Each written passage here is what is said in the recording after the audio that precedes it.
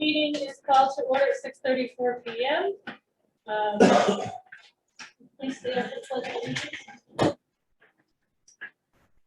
pledge allegiance to the flag of the United States of America and to the republic under God, indivisible, with liberty and justice for all.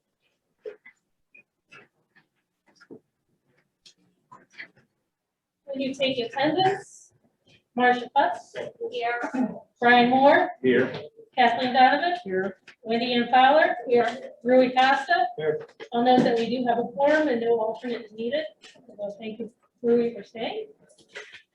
I'm going to call this public hearing to order. It's a continued public hearing for regulated activities considered significant. I have to take this one. Associated with application IW-20-08, Culvert crossing Fulling Mill Brook with associated grading, construction, building, parking, and roadway within a 100-foot upland review area for commercial development at 0 Prospect Street, account 070-3100. The applicant is Maggie Abawi and Francis Watkins. And Attorney Newberry is here. Thank you, Madam Chairman. Might be picked up. You might not see Right it here. right here. Right here. You might have to, if you want to pull down your national data. For the record, my name is Michael McBurry. I'm attorney in office on Porter Avenue, town here on behalf of the applicants. Been in front of this commission. Well, my client's been in front of this commission since February of last year. I've been with you since November of last year. So not going to repeat everything that we've heard, but if you look, the application in this matter was initially filed February of 2020. It was your application number 20-03. And at that point, it consisted of a 6-building mixed-use development of retail, commercial, and residential uses with a proposed 3-sided bridge crossing Fulling Mill Brook. The property is just under 14 acres. That initial application consisted of 13, well, just about the entire project. In March, after the February meeting, there was an alternative into crossing to aluminum box culvert for the stream crossing. After much discussion and public opposition, that application was withdrawn in May of last year. The applicant returned in August of last year with a scaled down proposal of one 10,000 square foot commercial building and a stream crossing, one stream crossing, taking up approximately a third of the site, 3 to 4 acres. The stream crossing was initially proposed as a bottomless culvert. The crossing has since been revised to a full span bridge in order to avoid any impact on the integrity of the brook. Decisions of this commission are governed by your own regulations as well as the Connecticut General Statutes. And section 22A41 mirrors what you have in your section 10 of your regulations as far as factors for consideration in reviewing an application. Important consideration you have to count is the existence of any reasonable or prudent alternative to the proposed activity, which would cause less or no impact on the environment.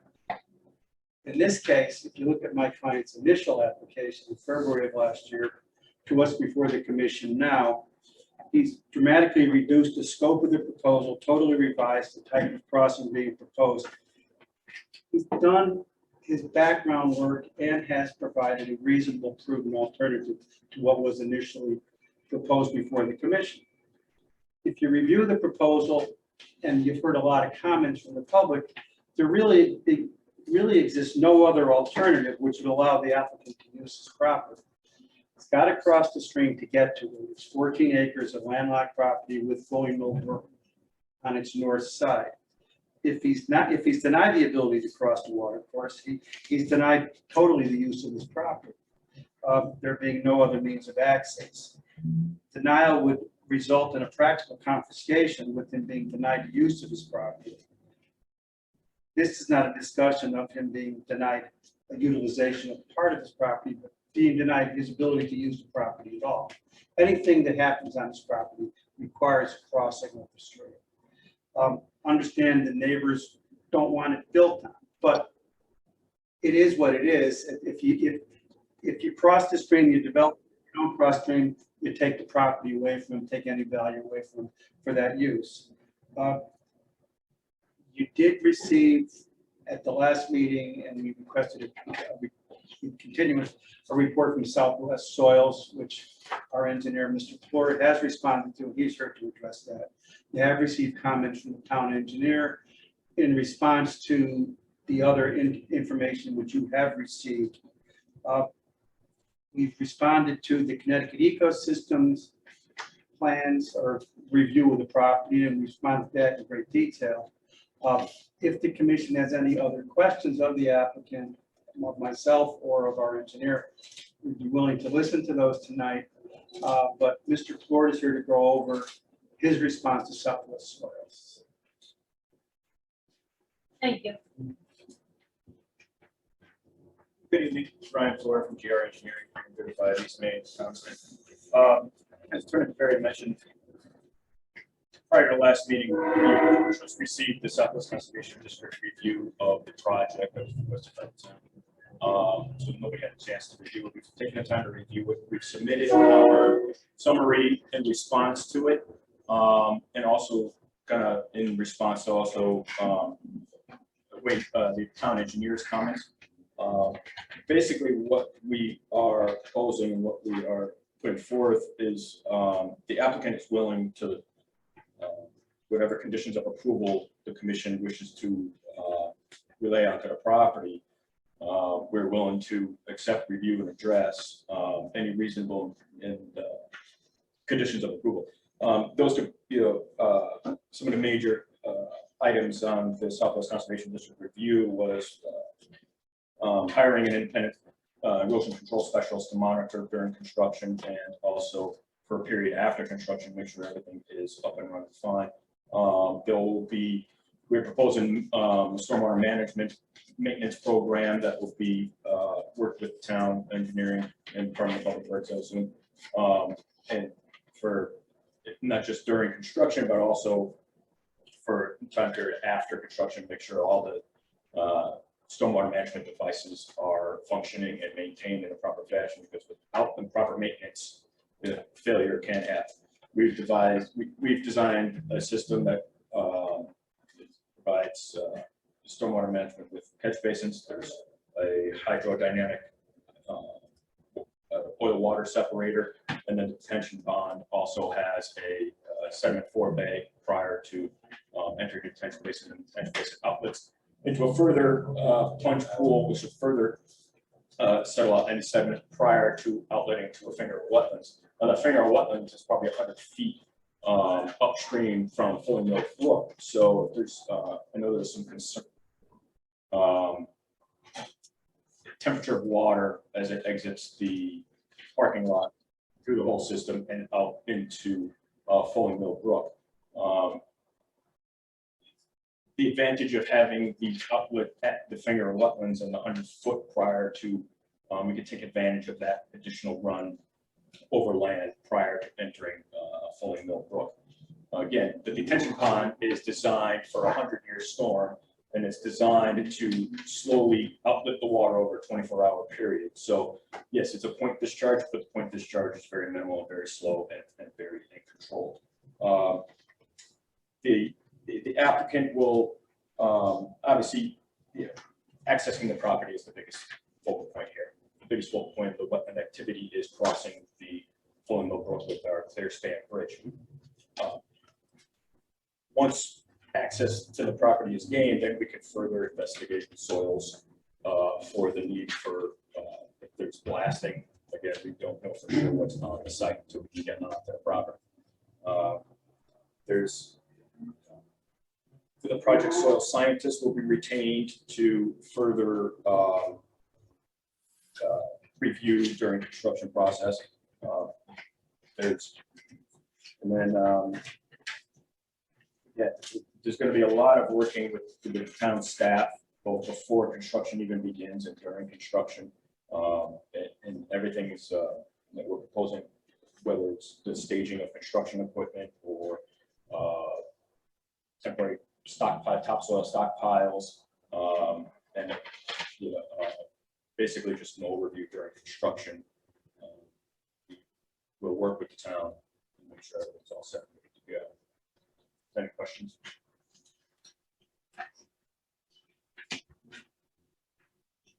Any commissioners have any questions? Yeah, I have a question, Tracy. I don't know if you guys hear me. Can you hear me okay? Better? You gotta just keep talking. Okay, I'll keep talking.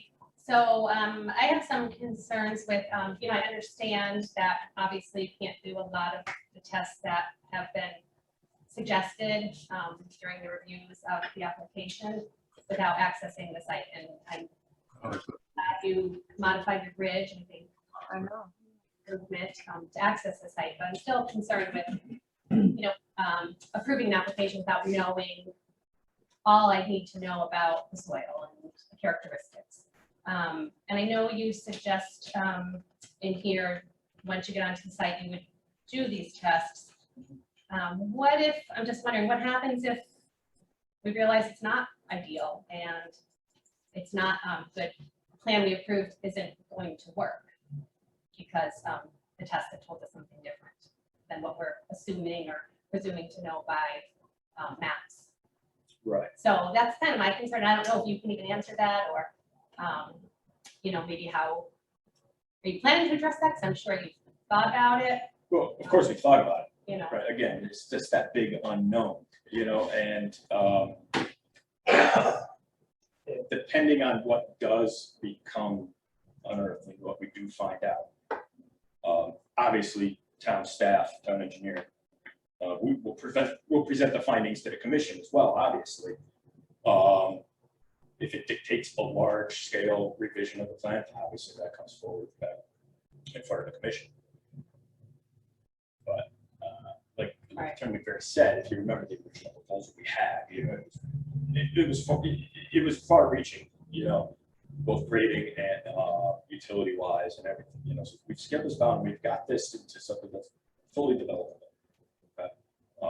We understand there's still some question marks, but we need the bridge, so the bridge is the true wetland activity. Because all of our other activity, we pulled everything away from the wetlands with everything that was on the plan for grading wise, the upper, from the detention pond, the parking lot, the building just has a little tiny corner of it within the 100-foot upland review area. So we've pulled everything away from the wetlands as far as we can, there's one spot in the wetlands we're grading up to 40 feet, but everything else is over 50. So we've done it, and we could keep going up the hill, but then we keep going up the hill, so then that just keeps, the excavation just gets, so we found that we feel is the happy medium with, where it's placed, accessing the site and excavating into the hillside. But again, we will present, once we find out what those soils are, what's in there, a full report will be submitted to the town and we soon back to the commission. I have another question. Just hypothetically, maybe this is a question for Attorney Fitzpatrick to chime in on, but have you approved this plan with all the conditions that are suggested and that we present to you? And you run into the issues and you have to come back to the commission. How does that work? As far as submitting a new application, revising, how do we have input into now making sure that we get everything we need to get to protect the wetlands? So I'm thinking that might be Good question. So procedural. I'm gonna have Attorney McVeary address you first and then I'll follow up. with that. Okay. Thank you. I think initially that, as Brian said, we get a lot of changes, a lot of things. Got to come back to Lori, got to come back to Wayne. It would require, in all likelihood, a revised application to this commission, depending on what is discovered on the ground. I would want to point out that 2009, none of you commissioners were there. The applicant came to the commission with an application just for a stream crossing. And one of the bases for the denial of that was, tell us what you're going to do on the other side of the stream before we grant anything. So in this case, any approvals is going to be subject to what is found on the ground, subject to returning to this commission for revisions and a revised application. Okay, so agree with that. The way it would work from a procedural point of view would be if this applicant, if the approval is granted with conditions, as your hypothetical suggested, the applicant then proceeds to do his testing, his excavation. If he can construct a building in the same place it is, and all the improvements are where they are, no matter what he finds on the ground, he doesn't have to come back. But if he changes his plan, either because of what he finds in the ground or because he just thinks it's not working for other reasons, then would be a determination by initially by staff whether or not the change of the plan is, for lack of better words, a field change or a minor change. If it's felt that it's a increase in the activity, which may cause, is likely to cause flooding, as opposed to possibly cause. Talk about that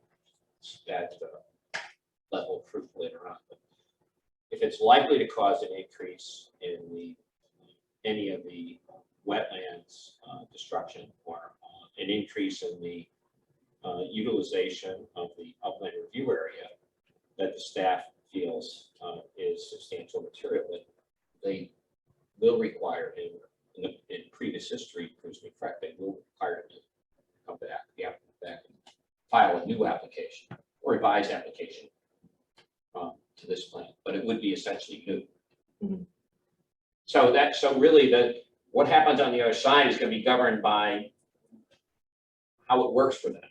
And your approvals are, if they were, in fact, if it was in fact granted, it would be granted on the basis of what their last plan that was submitted to you. So it would be effective for that plan. And if that, but for example, let's say that building shrinks, and it would be, say it's half the size. Well, they don't really have to come back to you because like the impact of the wetlands would be less. It would stay, it's just a footprint becomes smaller. That's an example where the plan would change. They could probably get that done as I would think maybe as a minor change or a field change. And I'm exaggerating a little bit. But if the impact is less on the face of it, the staff would make that initial determination. And certainly it would be in conjunction with the chair if the chair and staff thought together that this was something that the commission needed to see, that they would. Then it is your call as a commission whether or not the change is substantial. It's your call, ultimately. But it's staff gets it first. Let me just add to that. If the commission sees fit to grant, your conditions could stringently require the applicant to come back to staff with anything they discover and find out there and any changes they're proposing. So you've got that protection as far as it's an approval, but based on conditions of proper balance being found. Thank you. To follow up on that, and I understand Marcia's concerns too, and I'm reading the report. And reading those maps is somewhat confusing, but I think I got it in my limited capability to sort of find this. But I think one of the hurdles for us, for me personally, I should speak for the commission, is that they recommend subsurface testing. And we can't get that. It's because we can't get there to get it. And I think that's a problem. I mean, the bridge construction has been detailed, quite completely by the applicant, I say, and they've made significant changes. I just don't know how we get past the hurdle of wanting those testing done to the surface. Can't do it until we get the bridge in. So I don't know if the commission can ask the applicant to come back, say, assuming this were approved, come back once the bridge is in and they've had the opportunity to do that subsurface testing. That could certainly be one of the conditions if an approval were granted, that was required of it. Right, but that could be a condition that the information be submitted to staff. You couldn't condition the permits. You couldn't require the applicant to come back to you but Okay. the information can be supplied to the staff, and obviously you rely on staff. I mean, you have a you know, a PE staff who has many decades of experience in either doing developments for applicants or representing the community. So you have someone someone who is talented and skilled in watching these developments and helping guide them through when necessary, and making sure the applicants do what they're supposed to do. So, I mean, you're better off than a lot of other communities that share staff and share experts. You have it. You have it. You should have some comfort. And from what Brian has said, you're willing to follow the recommendations of the report by Southwest Conservation, your recommendations. That's what it seemed to be indicated in your follow-up. Yes, and also town engineers report as well. Oh, thank you. I have another question, Tracy. I don't know if it's appropriate now, though. It's regarding one of the letters that was submitted. Can I read it to Brian, or how would that work? I know if they there's any have other questions first, and then we can go into that. Yeah, okay, that's fine. And Mr. Samuel, right? Let me ask you something. Let's say that we grant permission and you build a bridge across and you get there and you find out that the site is just not suitable. What would be your actions after that? Would you restore the wetlands to the way it was when we moved the bridge, or? That's a good question. Because we're going on a big unknown here, and it could very well go south on you, and then you're stuck with this mess, basically. Well, I mean, the biggest concern we could run into would be that the entire thing is just one big solid piece of ledge, right at the surface. Like, we don't have anything to do. We don't, doesn't mean we can't build on it, just creates a little bit of more engineering strategy to go with it. So that we could use the ledge also to our advantage for the hillside slope. Instead of grading all the way back, we use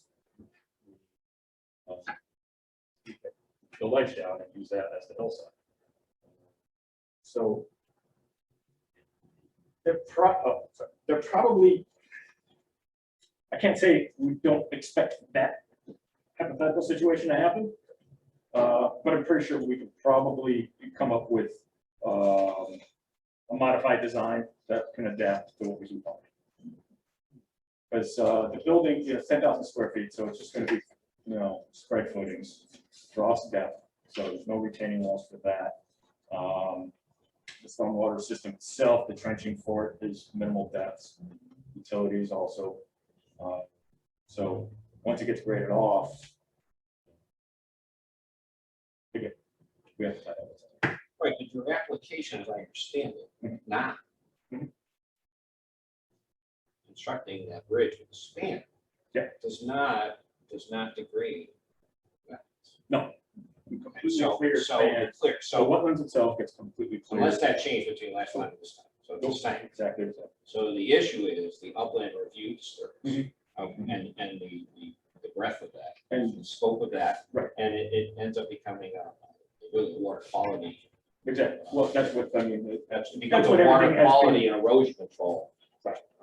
Really situation. Exactly, and that was kind of the maintenance conservation district review Yeah, right. was, okay, everything is outside of 50-foot, 100-foot, of the review area, but there is obviously. Right, so Commissioner, if I get Commissioner Moore's, so if you build a bridge Mhm. and you can't perform this, you may end up, that's on the app. Right, and is that a staff call that we have to, I guess, on? No, I don't know how to answer that. because you're I not really disturbing the wetland by building the span.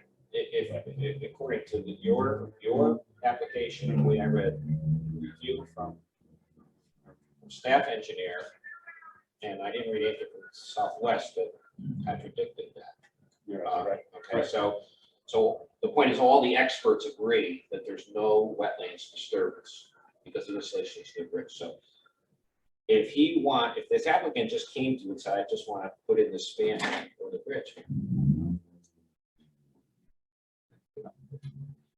really don't, you're you're in the upland review area, obviously, but there's no wetlands disturbance. So the other comment, and I don't want to get into legal stuff right now, but access, allowing a person reasonable access to their property is something. Hold on to that for. I do have another question. if nobody else does. Can you just explain after, I'm assuming the bridge first construction sequence, the bridge is obviously the first thing you're going to do. And then what would you do next? Are you going to do these tests that have been recommended, like the borings or however? Oh, absolutely. So that's the next. Absolutely has to be. Has to be. So is your sequence on the plan? Is there a sequence of construction? There is one, yes. I can't remember if it was on the last. But we one. might want to edit, I'm not sure if we got a new set since Southwest. no, nothing's Right. changed. We haven't We would changed add all this it. in. Right, I think, right, we would definitely make that a highlighted point. Usually sequences on the regular. last Yeah, I page. think we are.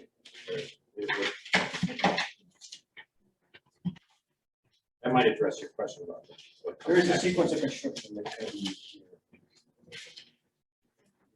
This whole thing here, but Yeah, here it is. Okay, so it's on C400. There's a- C400, but it probably could be amended to specifically say, once access to the property is gained, no further development until subsurface exploration has done and the findings have been submitted to the staff. Right, I mean, because obviously you understand if we do approve it, we Yes, really, that would be, right, you know, it's almost phased at that point, right? But we're not asking the project to be phased. So, the first phase would be access to the property, subsoil investigation, submit the findings, determine if there's any impact, if it's a significant modification to the plan, obviously we can come back in with site plan modification.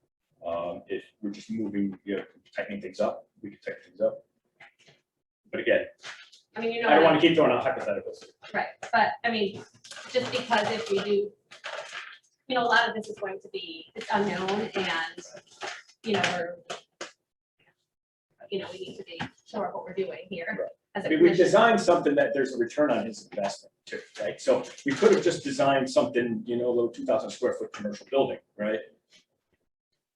But all the work and, that has to be to get that building in with the bridge and utilities and the grading and the excavation.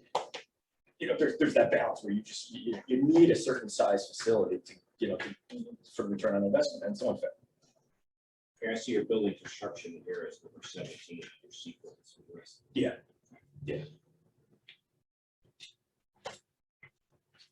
Yeah, but there should be a line item in there for the subsurface. We'll have to add that. That's up. I don't think, yeah, no. well, not specifically like disclosure, this, just a little more, I think it's probably a You little could- bit more You could add. standard, yeah.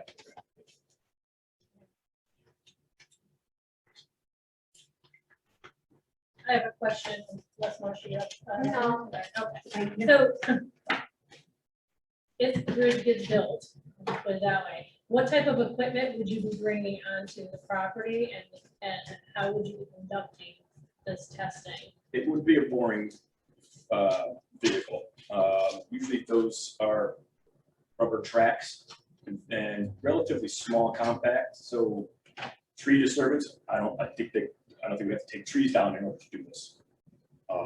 So we should be able to take a good 10, 15, 20 borings in a day or two.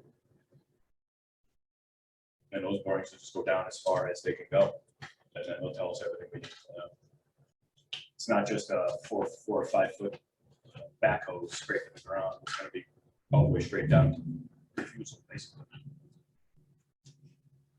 And what type of diameter are those borings?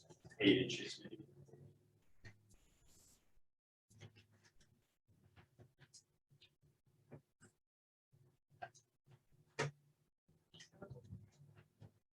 I have another question, it just.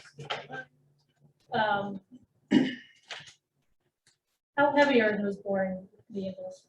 I don't know, like I said, they're compact. They're very compact nowadays. Are they about the size of Bobcats? Maybe Bigger? two, Two Bobcats? maybe two. And it's a track system, so you don't have to worry about the wheels digging in and ripping up the earth. Yeah, they're very easy to remove. I don't see having to clear in order to do this. Plus that area where the building is, there's access into once we get. And those are borings that you couldn't do by hand or with a small? No, we have to hire a separate company. Separate company will come, the soil testing, and everything will get reported back. They'll have a boring log, what they read, what they hit, whether it's water, groundwater, bedrock. There's some other different soil types that they'll throw in there, whether it's sand or gravel, so forth. But you'll get a single page report for each of the borings.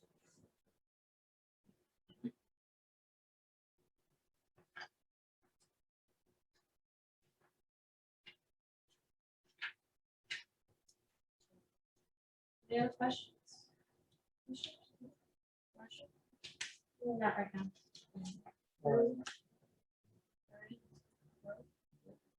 Marcia, I know you had something you wanted to. Yep.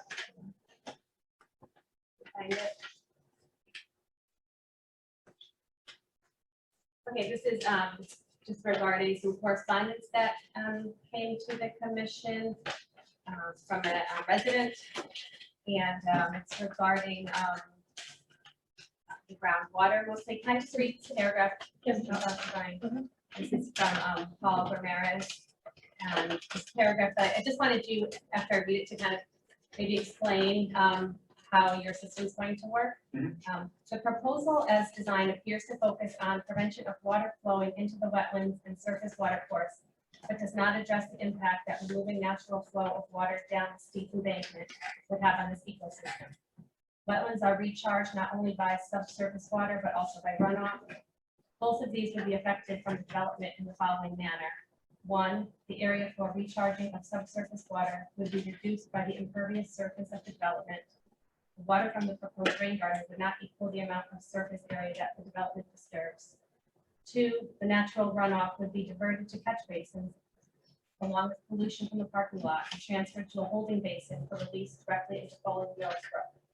Currently, water flows down the steep slopes across the lower and flatter portion of the property, which it perks into the ground and or flows into the stream.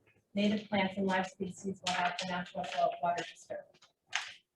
So, if you just maybe kind of explain how this, So any of the overland flow, okay, rainwater coming down off the top of the hill, it gets diverted around the building. This portion of it will get collected into a drainage system or underground drainage system, catch basin. But we're diverting it around, and that's allowed to obviously continue down the hill outside of our proposed development and grading. Okay, so that will continue doing what it's doing.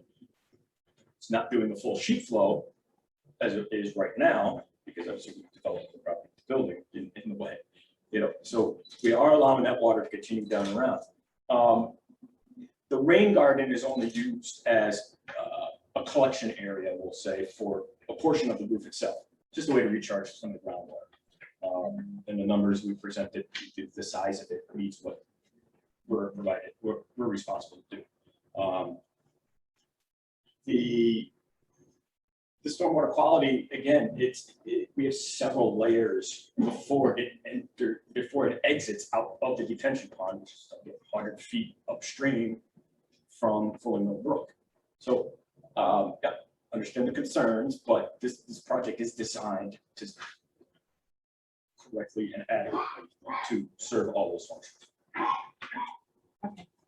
So as I understand the Thank you. comment, was the part of that letter saying that the water directly discharges into the brook? Is that? right, yeah. But it really, your doesn't. point was it doesn't. Right, so I wanted, just because, I know you talked about it, Yes. I don't know, last meeting or the meeting before about when you redesigned the system. Right, So I Right, just, so, Just go through it. yeah, so you can see here, so here's the detention pond, right? Okay, so the water from the hill comes down and it gets diverted around and around, and that'll just sheet flow out, okay? Our proposed development, catch basins empty out into the detention basins. This is the sediment forebay, overflows into the main area of the detention basin. Detention basin has an outlet control structure, it's a big concrete box that's designed appropriately to allow the water to slowly leave the detention basin within the 24-hour period that I mentioned.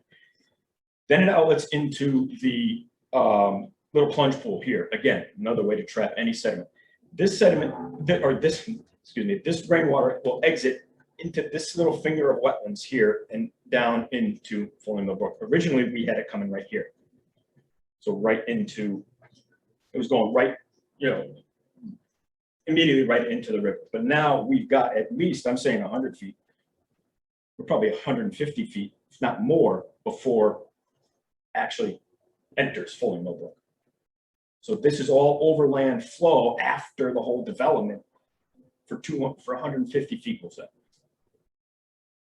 So it may not even make it down into Falling Mill Brook unless it's one of those torrential storms we have, 2 days in a row, 3 days in a row, probably. Because this is actually the shallowest slope of the property. So it's not going to pick up any velocity. It's going to probably dissipate as it makes its way down. And that's catching all of the water off the impervious surface. The impervious surface, correct. Is going into the system. Yes. Um, The hillside gets diverted left and right. Right. And did you guys talk about any other like local development systems that maybe enhance that system before it gets, or the water gets into there to either cool it down more, to filter it through the natural ground? We've added a couple of LID techniques. The rain garden bioretention area is one of them, okay? So we're taking half of the rain water from the roof gutter system, and that's feeding for groundwater recharge. This area, the parking area, we actually omitted the curb, and we've added a stone infiltration trench just beyond the curb line. So the runoff sheet flows past the edge of the pavement through a grass filter strip and then into this stone trench, basically an oversized, I don't want to say oversized, the stone is oversized, than like a septic system stone trench. And that's allowed another groundwater recharge item, LID technique that we've incorporated. A lot of the things for development like this and the topography of the land, there's certain LID techniques we can't take advantage of. We'd love to, I think they would just kind of, it would end up kind of being a lot more scattered and a lot less controllable. Thank you.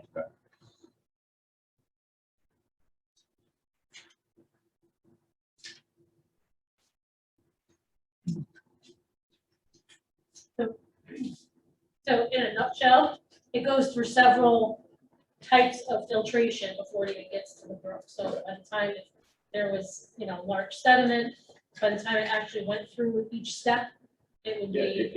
It doesn't go from point A to point B. It goes A, B, C, D, E, F. And that would have little to no impact on the brook and the fish and the wildlife.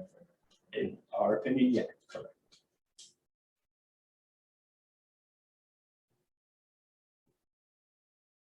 Thank you. Any other questions? Commission? We do have some correspondence that we received.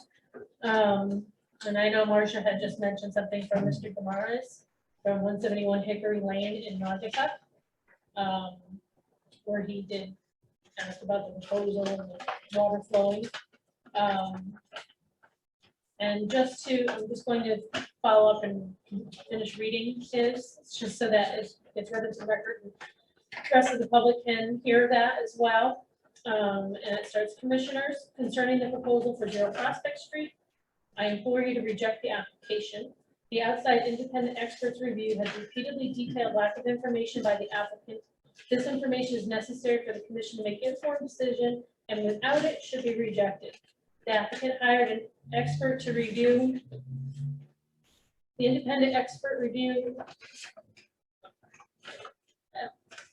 hired an expert to review the independent expert review, and the response was lackluster without direct supporting evidence showing the proposal would not impact the wetlands or water courses, both surface and underground.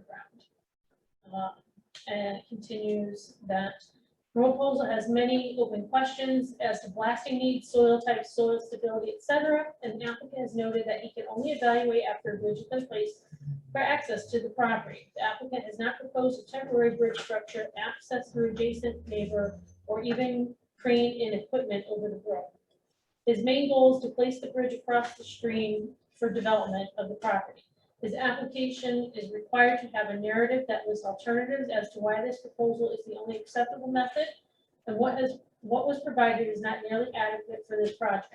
It is up to the applicant to detail why sampling soils by hand-held tools is technically unacceptable, or why any other use of the property that has less impact on the wetlands and water courses is unacceptable.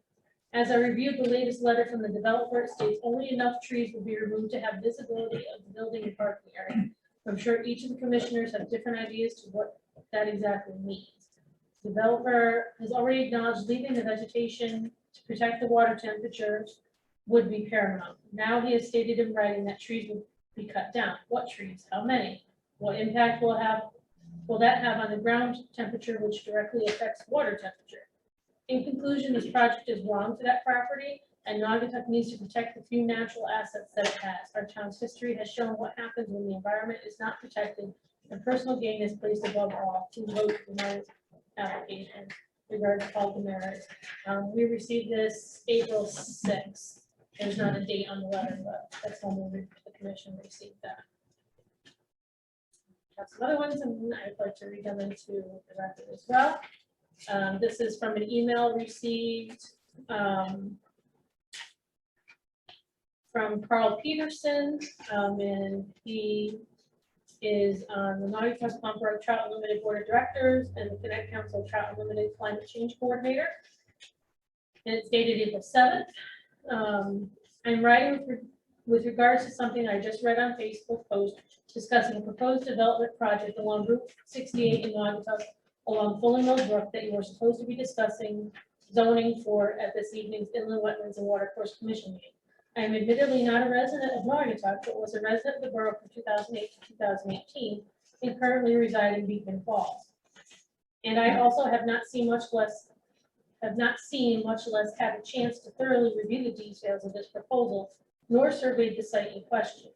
However, I am a conservationist who has spent years observing conditions in Fulling Mill Brook, and I'm well aware of the impacts that conditions in this brook have on the Naugatuck River. From what I have read regarding this proposed development, in addition to being unnecessary,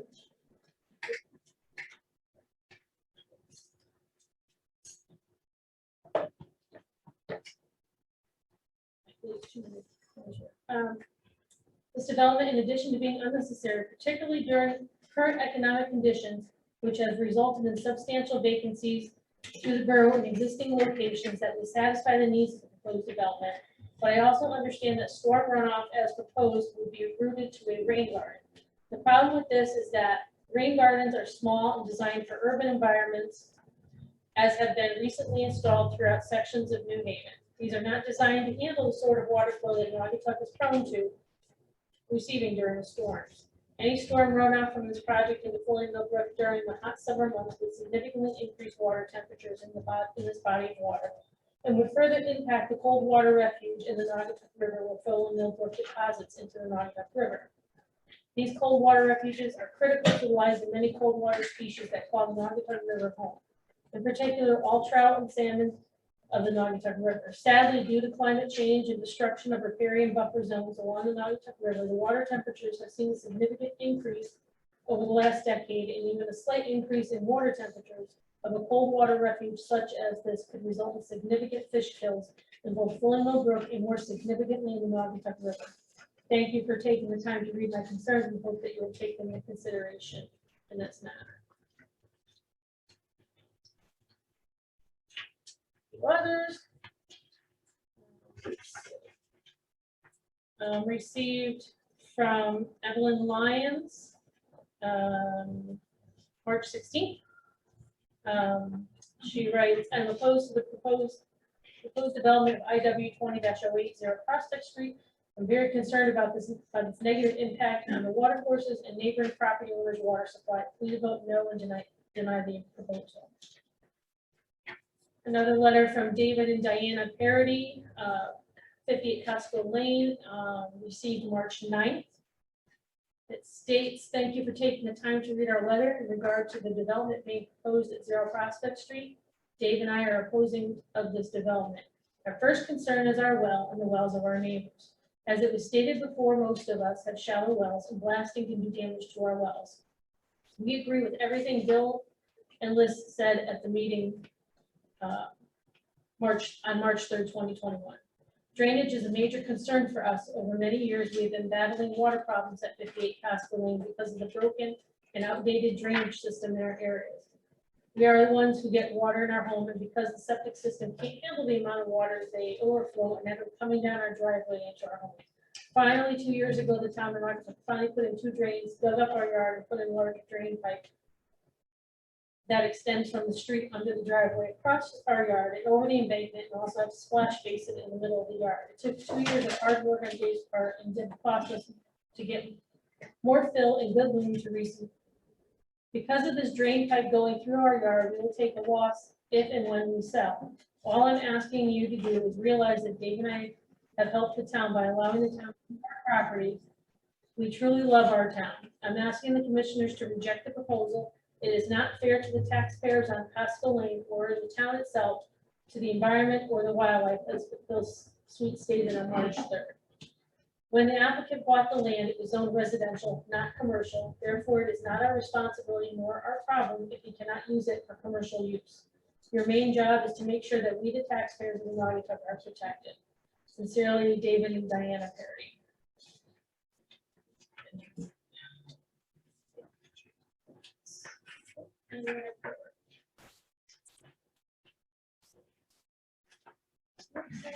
Okay.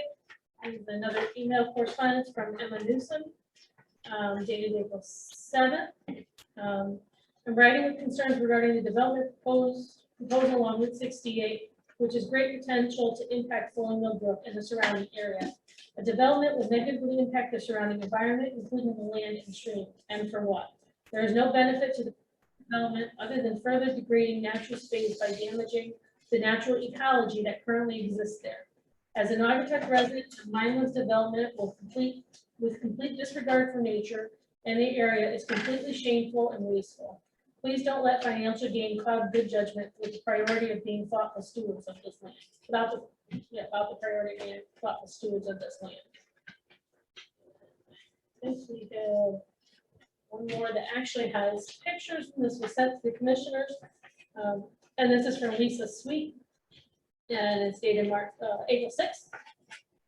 And she just wanted to send to the IWC a couple of the close-up pics of the ledge in her backyard bordering 0 Prospect Street.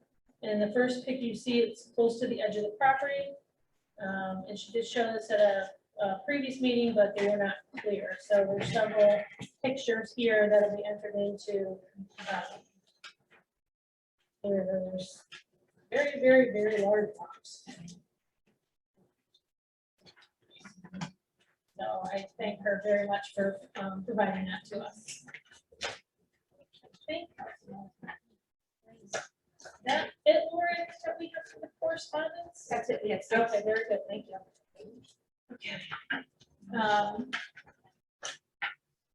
At this time, I would like to open it up. Oh, do you have a question? I do actually on regarding one of the letters. I just Okay. wanted to ask Mr. Florida a question regarding the letter from Mr. Ramirez.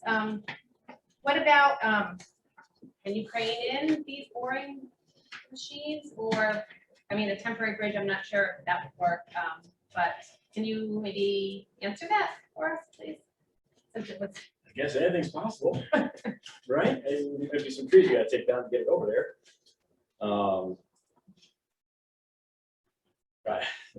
I'd have to ask the boring company, see if they would allow it, see if they could do it. okay, I just Right. saw that, and I forgot about that earlier when I actually read it, and when Tracy read it, I thought, oh, maybe, I don't know. It might help. Yeah, Okay, Yes. I I can't didn't know- answer 100% certain. Okay. thanks. Sorry. No, it's okay, I was just, but it may be possible. Thank you. Thank you. Would like to open this up to the public, because I know you're hearing, you've all been anxiously waiting. Thank you very much. I know we've heard from several of you in the last few meetings, and thank you so much for your feedback and all your comments and concerns are our concerns as well, and we just want to thank you first for that. It's really appreciated, and it does make us think. So thank you for that. With that, Ed, can you open it up to the first? I will open it up to Bill Sweet. Good evening, everybody. There's a lot of circumstances that were discussed at this meeting I didn't expect to address, but it almost was like the scope was discussed as something different than what's on the application. I know it sounds insulting and it doesn't mean, I don't mean to be, but let's not forget what you're approving. You're approving a bridge over Fulling Mill Brook and a 10,000 square foot retail strip mall. That's what's on the application. That's what he's applying for. And the fact that the attorney and the engineer stated topics regarding feasible and prudent use, there is none. Well, my question is, what was the owner thinking when he bought the property 14 years ago when it was only residential?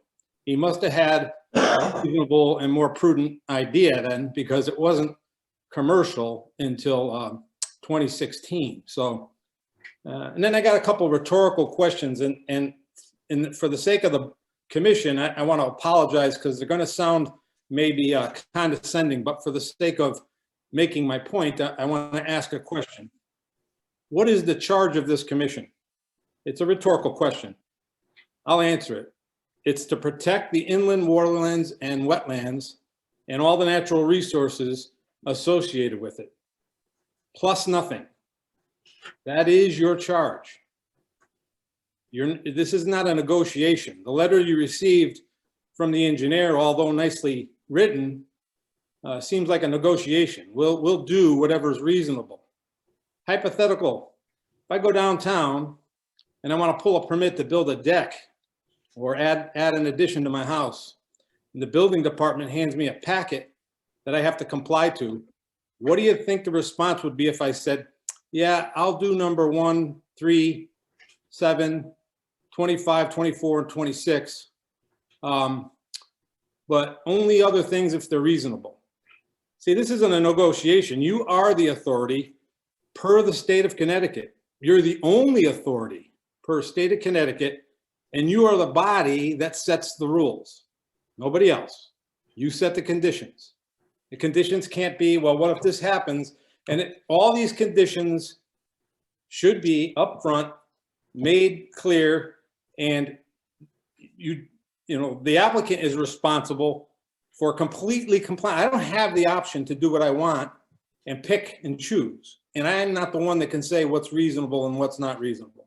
So it's a little bit insulting to write a letter that says, we'll do what you say we should do. But and then you hem and haw all evening in the beginning of this meeting about not knowing a lot of stuff. So it's a little disturbing. That's not my letter. I knew you were hoping it would be, but I'm sorry.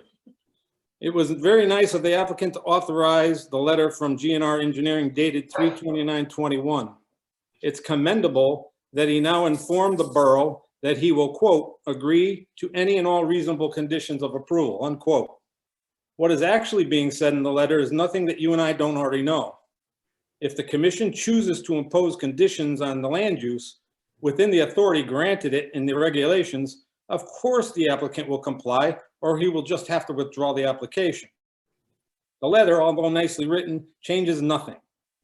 The question has been and always will be for this application, what will this commission require to protect these specific wetlands and watercourses? That is the charge. That is why this commission exists. Again, that's not meant to be an insult. It's to make my point. If imposed conditions do not meet the risk-reward test, no businessman will agree to proceed. The 7 agreeable bullet points evidently meet that risk-reward test. If he agrees or does not agree is not what matters.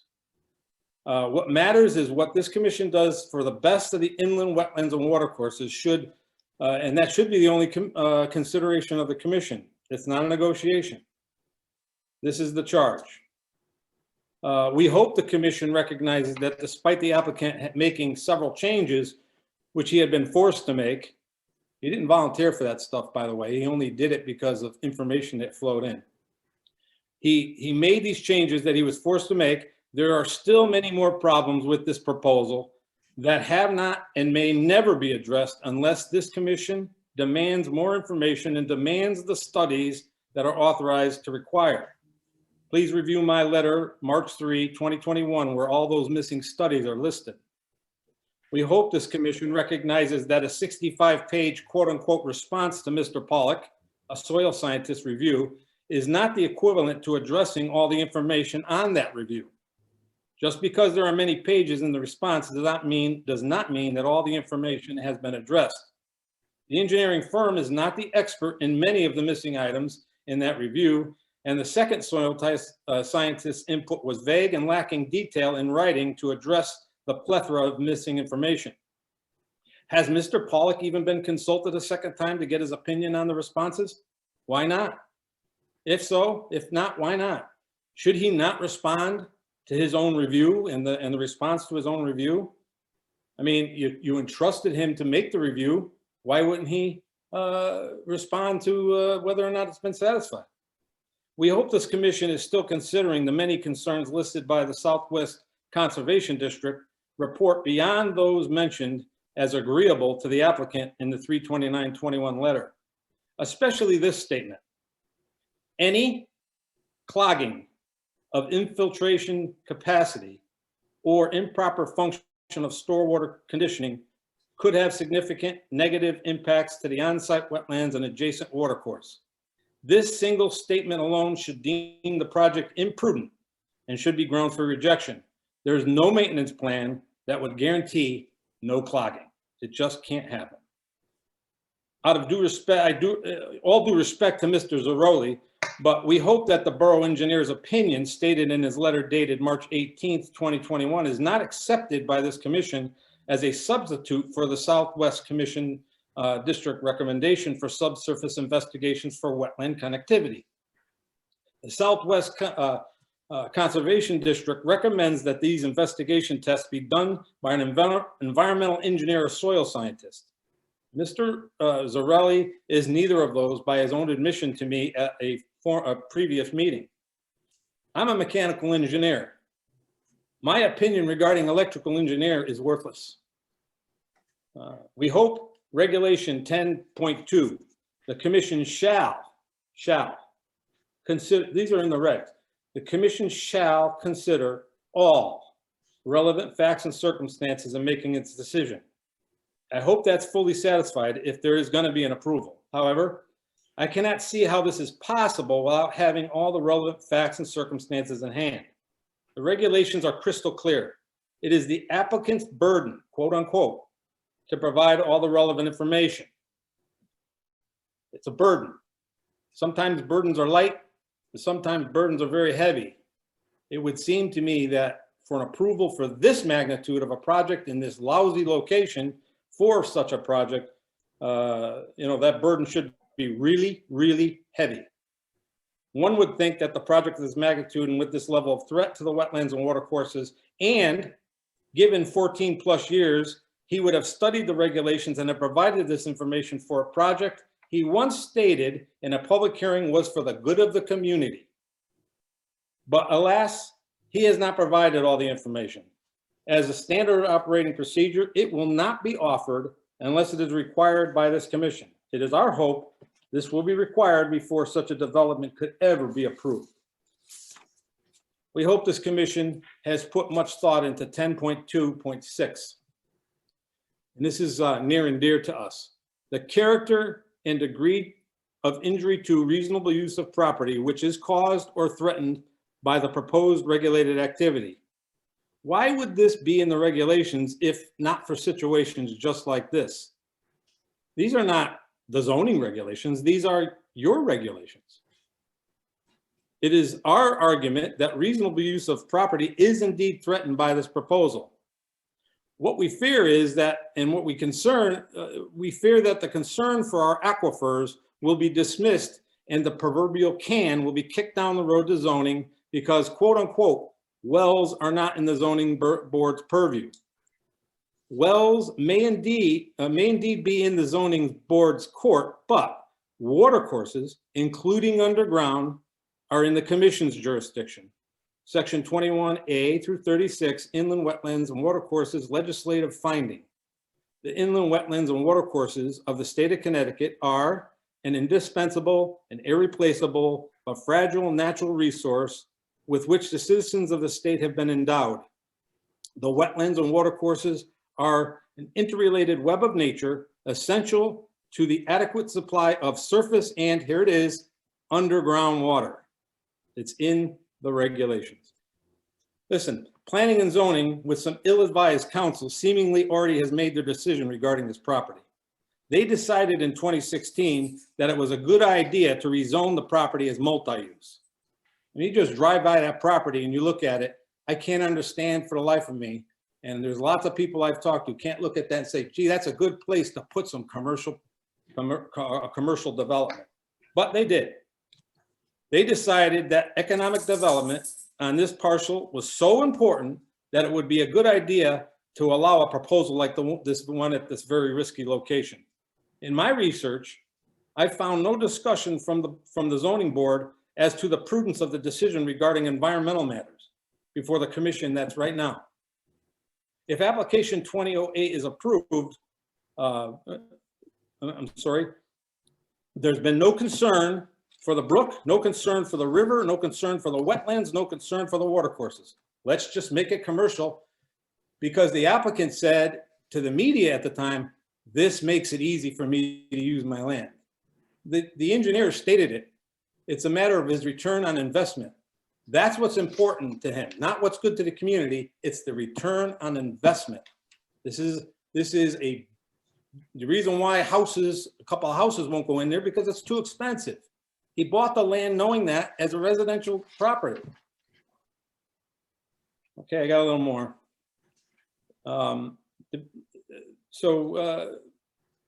No concern for the brook, no concern for the river, no concern for wetlands, no concern for the watercourses. If application 2008 is approved by the Inland Wetlands Commission, we fear the zoning board will look at the overhead view of the site plan.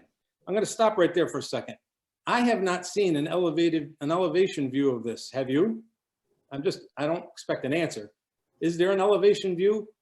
I never heard of such a project without an elevation view.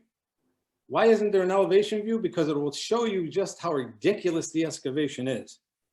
They would determine that the work being done would be far enough from the wells. They check off the box and move to the next topic. To be very clear, our fear is not the work's proximity to the wells per se, which is, of course, the zoning's concern. Our fear is how low the work is relative to the property and into the side of the hill below our homes and horizontal to the pumps, which are tapped into threatened aquifers. You don't know where those, the fear of how, nobody knows how close the proposed excavation of 60,000 cubic yards of rock and earth is to underground watercourses feeding the shallow wells. Yes, shallow wells. That's what the Naugatuck Health District Authority referenced them when he talked to my wife and that are on these properties. And that the shallow wells are, quote, more at risk from the excavation or blasting than deep wells are. Nobody knows the resulting harm that would be done to the vulnerable geology as reported in the Southwest Conservation District. We fear that this commission will be satisfied because the applicant at the last meeting verbally said he would be willing to pay for bringing public water to the neighbors should something happen. His verbal words mean nothing. Such a requirement must be a legally binding condition of approval as authorized in their regulations. Also, that financial protection should be for any and all damages. That's quoted out of the regulation, which will likely go much further than just bringing public water to the neighbors. Who pays for all of the other expenses, like a contingency water supply or alternate living expenses should the health department remove us from our homes? Which, by the way, he said would happen if we lost our water. What about well testing before, during, after, and digging, and all the digging and blasting? Should the surrounding property owners be burdened with massive expenses because of poor decisions made by the borough's agencies? Should the applicant be allowed to proceed on his word alone? These are rhetorical questions. The answer should be an obvious no. The questions I still have for the members of the commission are these. One, do you have in your hands right now, quote, all relative facts and circumstances? Not most, not, do you have all of them? Do you have all relative facts and circumstances needed to approve this application? Two, do you believe the application is complete, given all that you're authorized to require and given, which you didn't ask for yet, environmental impact studies, habitat studies, studies regarding the effects, the long-term downstream effects? They weren't asked for, as far as I know. And given that information that you're authorized to ask for, and the items listed in Mr. Pollock's report without Mr. Pollock's feedback regarding satisfying that information, you don't have that. Do you truly believe it is prudent to approve this very environmentally risky project on this precarious location for the sake of the applicant's profit? And that's just not my words. It was the words by the engineer, and Naugatuck's perceived economic development. If the answer to any of these questions are no, or I'm not sure, I suggest you have legal authority to deny the approval on the grounds of incomplete application and or a feasible and more prudent alternative, i.e., like when he bought the property, have not been studied, properly decided, and provided to this commission. Do you believe it is prudent to approve it? That just for those two reasons, the profit and the economic development. If the answer to any of these questions is no, or I'm not sure, I suggest you have that authority to reject it on those grounds. My wife and Lisa and I continue to oppose the proposed development. I plead another time to deny the approval of the application 2008 based on incomplete information. You have been provided a legal precedent for that authority. And the damning reports, and those reports are all damning. Mr. Pollock's, the Southwest Commission, the letter from the health department, those are all damning reports to this project. They're in your hands now. It is the applicant's burden to provide all the answers, and so far, he has not done so. All you have to do is listen to the first 5 minutes of this thing, and there's a lot of ums, I don't know, maybe. There's just too many unknowns here. I do thank you for all the consideration that you've given me over the past year in reading my letters. I'm sure it's not necessarily the most pleasant thing to listen to my voice, but I do thank you, and I do thank you for the fact that you serve the town in the capacity that you do. I know it's a thankless job to be in a volunteer situation, and it's an awesome responsibility. This is just a very bad project, ladies and gentlemen, very bad. I don't know if Lisa is next. I did say that she wanted to follow me, but I'll defer to whatever you want me to do. Thank you. Okay, I'll now go to Christine Yanelli.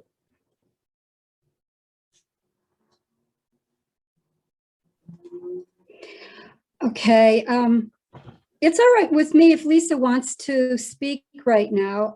That makes more sense to me, Ed. So may I speak after Lisa? Can you work it out so that she can speak after the? Lisa supported a letter. We had, I think the people who haven't written a letter or had a letter written in should go first. Yes, I agree. Okay. Christine, we'd still like to stay with you. Okay. Lisa will get her chance, but we did read a letter that she submitted in. I see. Thanks. Thank you. Well, good evening, everybody. Christine Yanelli, Chestnut Street. Every time Friends of the Fulling Mill Brook Conservation Commissioners, myself, concerned citizens, and citizen scientists of Naugatuck sit down to a meal, they are thinking and discussing the unhealthy issues concerning the proposed Zero Prospect Street development.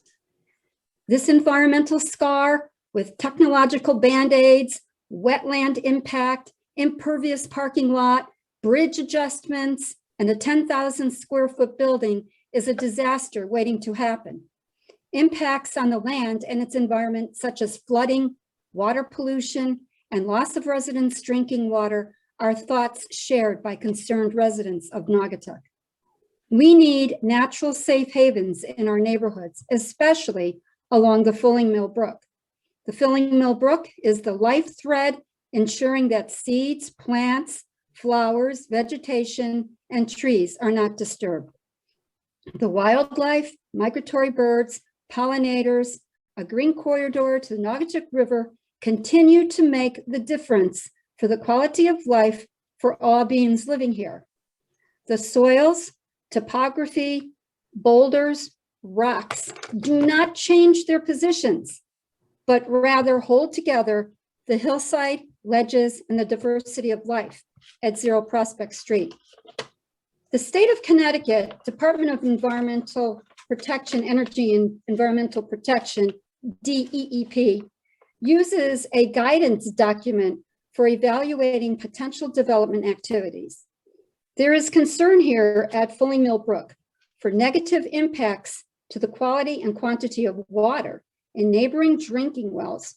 Also, other environmental factors such as loss of wetlands, 10.2.10, erosion and sedimentation problems, and decreased surface water quality condition.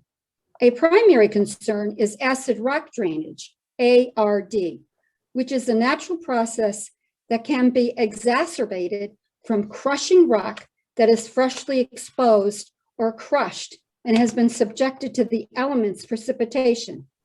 This can adversely affect groundwater and drinking water quality. Hence, it can affect drinking water for wildlife, aquatic life, and pollinators' lives. The citizens of Naugatuck stand with our inland wetland commissioners. We want the inland wetland commissioners to know we have your back.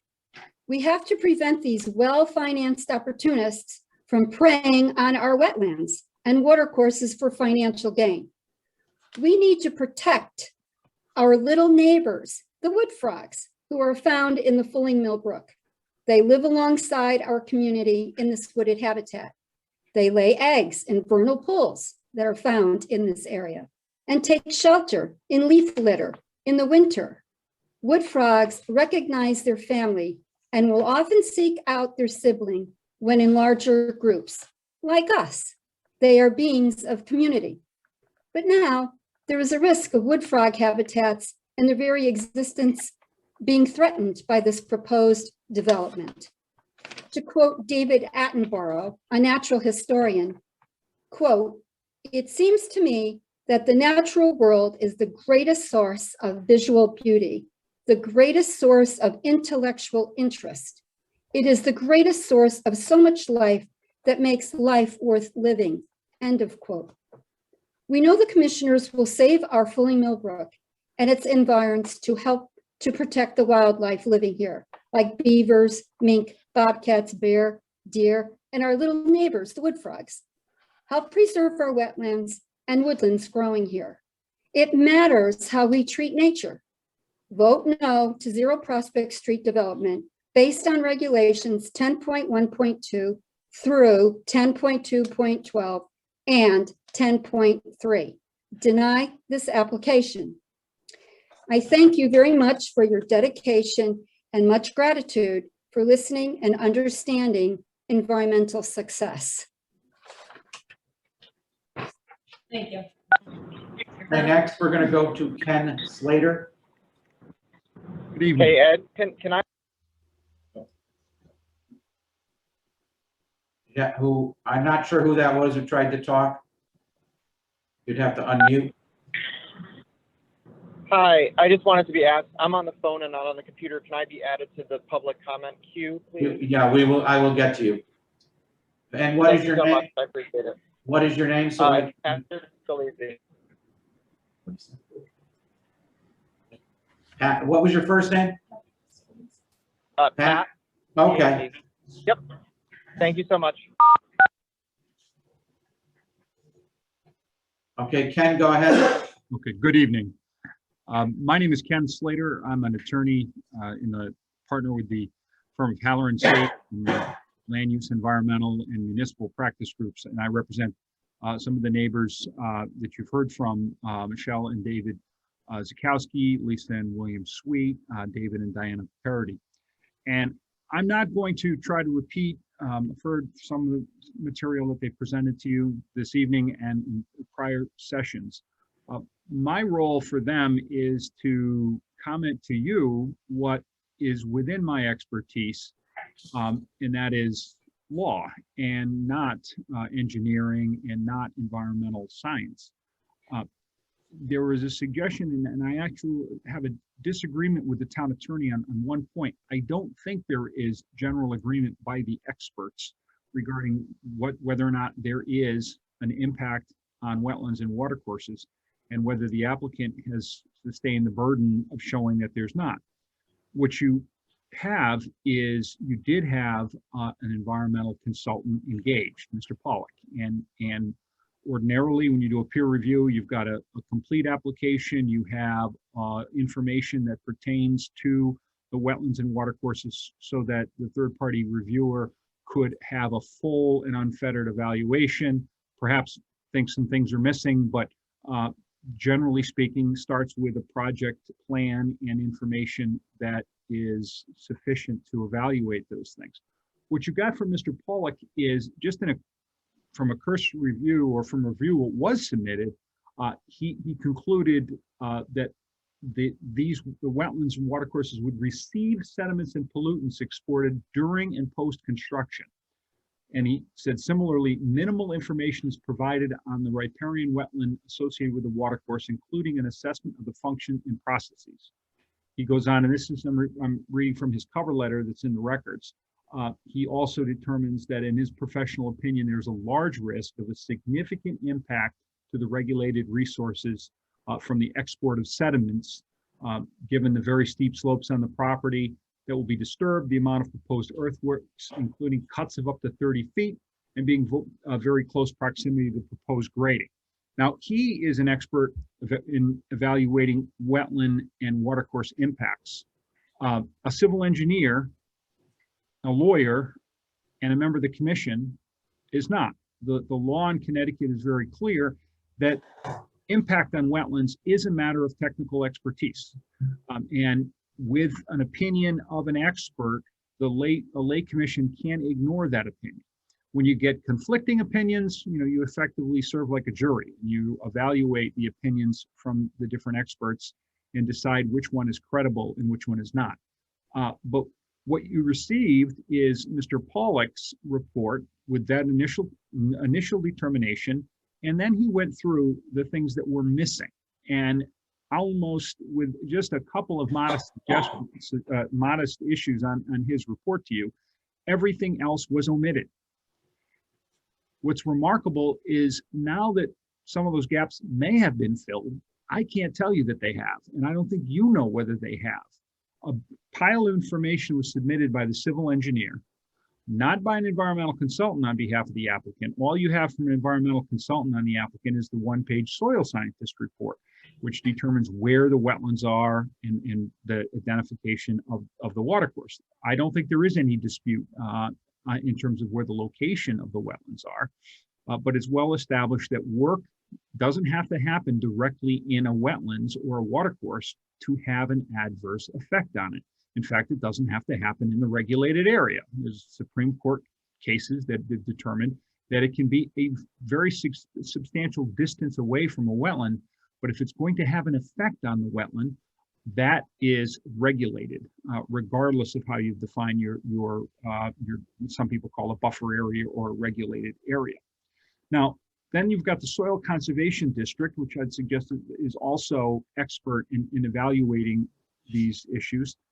And it recommended that, well, first it concluded you did not have enough information and believed that there could be a connectivity between the work that's going to be done and the streams nearby and under its heading of groundwater connection to wetlands, and stated that subsurface investigations, soil borings, piezometers, and groundwater wells should be installed to determine pre-construction activities on the site.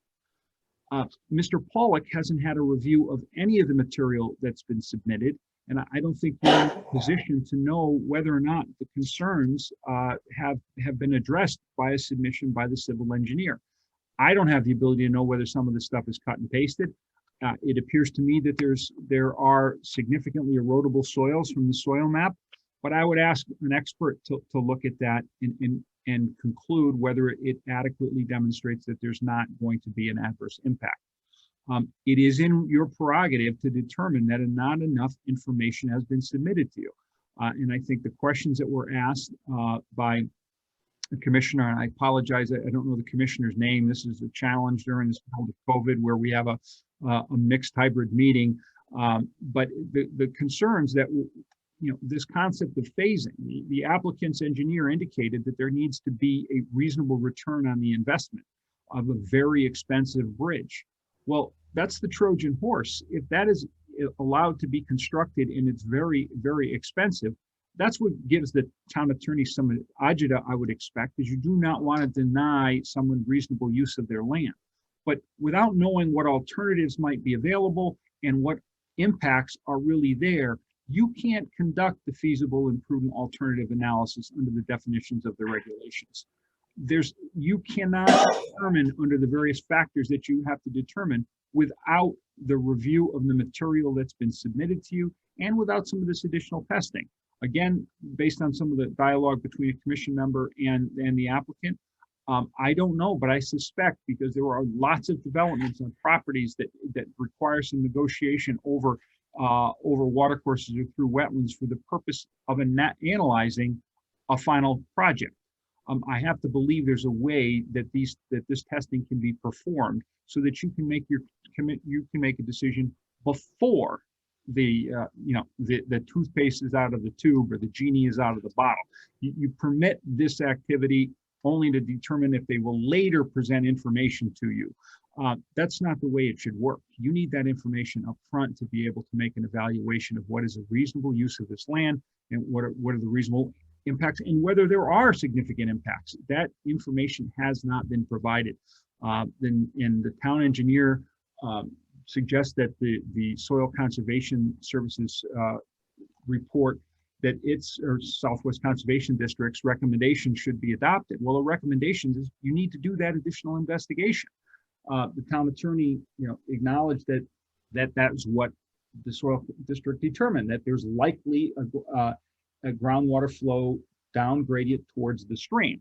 And then the town engineer just said, in my opinion, it does not appear that the local groundwater connectivity would be affected or separated by the site construction, or the potential of wetland recharge by groundwater would be adversely affected by the project. How could he possibly reach that conclusion? That information is what the district said needed to be gathered and evaluated. And that should be not only gathered, but it should be evaluated not just by a civil engineer, but by persons who have expertise with respect to wetlands and watercourse protection. You had Mr. Pollock do the initial review. He just said this application was not even close to complete. And now information has been provided, none of it by an environmental consultant on behalf of the applicant. So you are well within your discretion to deny on the ground that they have not satisfied the requirements of your regulations to demonstrate that the activity that they proposed would not have an adverse impact on the wetlands, and they certainly haven't given you the ability to do a reasonable evaluation of feasible and prudent alternatives without providing you that information. So on behalf of my clients, I would advocate that you deny the application for the applicant not having provided the information necessary to demonstrate that they will not have an adverse impact. And I would suggest that there is not substantial evidence supporting a finding based on the submission just simply by the civil engineer, and not adhering to the requirements or the recommendations that were made by the two consultants that I think do have the expertise, that is Mr. Pollack in the soil conservation district. So for those reasons, on behalf of my clients, would ask that the application be denied. Attorney Slater, did you state you were with Halloran and Sage? Yes, I'm in the Thank you. Hartford office of Halloran and Sage. Thank you. Thank you. Thank you. Len Yanelli.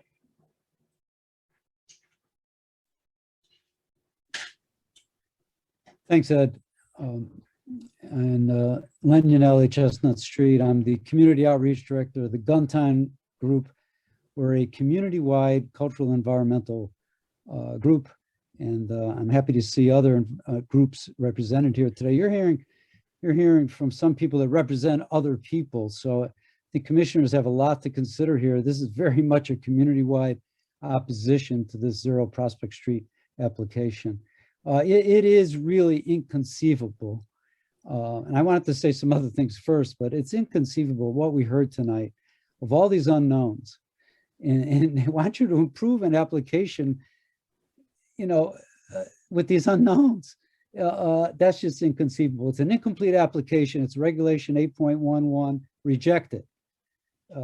You just reject it. Other points, plenty other points to go by. And some general points. Every once in a while we hear, it's the applicant's property and they can do what they want with it. The answer to that is a resounding no. We wouldn't have a Wetlands Commission if you could just do anything you want with a property. We wouldn't have other commissions. And as another speaker pointed out here already tonight, even, we have a building department in town. You can't build anything you want anytime. There are regulations. So the idea that you can just do anything you want because you own something, own property, is invalid. Now, the recent town report from the engineering department addressed zoning in a rain garden. Let's take the latter first, a rain garden. These have very limited roles. They're usually found in urban areas, and they are educational. That is the idea. They're educational. They don't play a role of wetland replacement, as it was implied, more than implied, was said tonight. That just isn't so. And even wetland replacement is almost a dirty word, at this point, because it's just not replacing wetlands when it's done. But a rain garden certainly would not replace the damage that's being proposed here. In zoning, why is that the town report addressing zoning? We're before wetlands. And this is kind of like a bait and switch. And I'm sure no one's being fooled by that.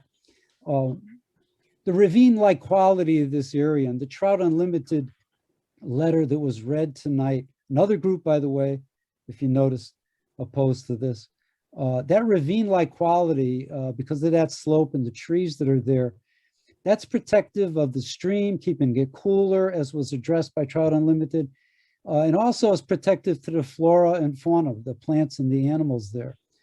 This is a climate issue, by the way, which isn't a specific regulation, but it's embedded in many other regulations.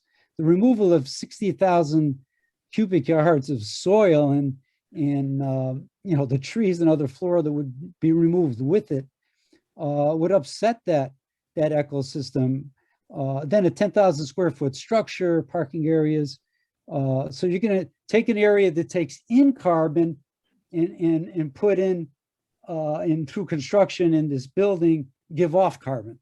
And that's how we contribute to climate change. And as this is a green wildlife corridor, goes upstream to the east and downstream to the west. We're talking about regulation 10.2.8. It is a passive wetland area, which means there's no impervious surfaces there, no hard surfaces. Water and everything, nitrogen even, gets absorbed into the soil. That's extremely important to this environment. What's intrinsic to the wetland regs is that wetlands have a utility all on their own. They serve us, they serve our community. It's an intrinsic utility. And going along with that, you know, what you have here with this ravine-like ecosystem, you know, that helps everything to the east and everything downhill to the west, it's a keystone section of the ecosystem here. In other words, just like the keystone in an archway, the old archways that has that trapezoidal-like stone in the middle that stabilizes the arch, this is that particular area, this ravine-like area, these 13.9 acres that are being referred to.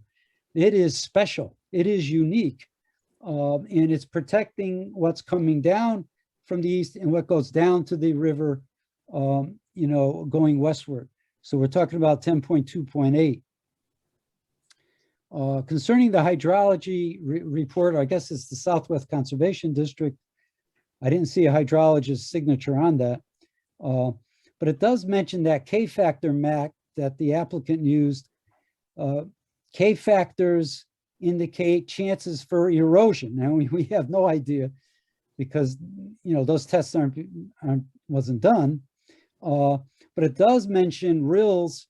And for those who may not know, rills are really streamlets, and there's many to come off that hillside. The neighbors there could tell you, you know, when it rains. But 3/4 of the sections, if you look at that map with the K factors on it, all lean toward erosion. And then on top of that, the Southwest Conservation District immediately points out the limitations of using this type of map. They say it is only good for initial information. I'm emphasizing initial because they did. They said you can only use this map and this data as initial italicized information. What you need is a subsurface investigation, which is not, you know, we don't have that data. How could you possibly pass on something like this?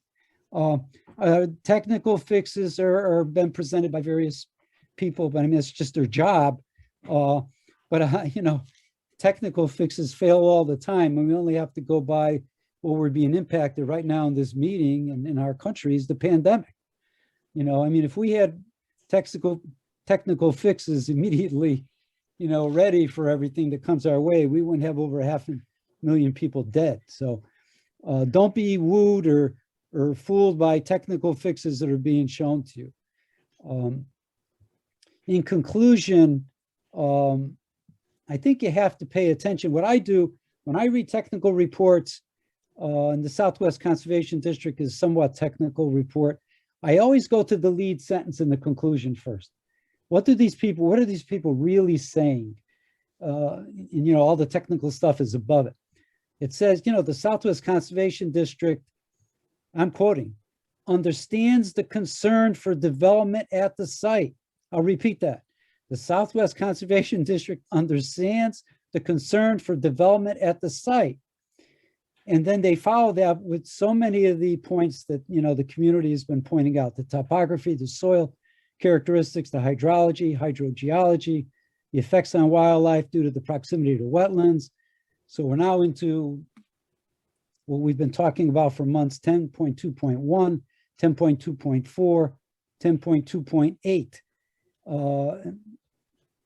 And of course, the clearing of the forest area, there go the trees, and there goes the cooling, a lot of the cooling of the stream. And there go the trout and the salmon that Trout Unlimited was talking about.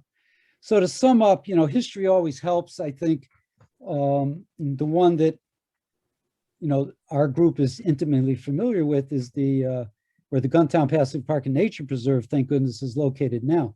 Guntown would have been the wrong location for a sports complex or a school or the other proposals for their, excuse me. And Guntown at that time had 40% wetlands. It's now actually, with the additional land along Meadowbrook, we now actually are closer to 50% wetlands. So that would have been, that's an example of a wrong location. So it was the wrong location. That's why it was rejected by the town, by the Burgesses. by a vote. It had to go to that level. And I'm sure, we don't want to go there. So the majority of environmentally aware community rose up in that case historically before the new millennium and then into the new millennium and said no. And it was mostly based on wetland ecology.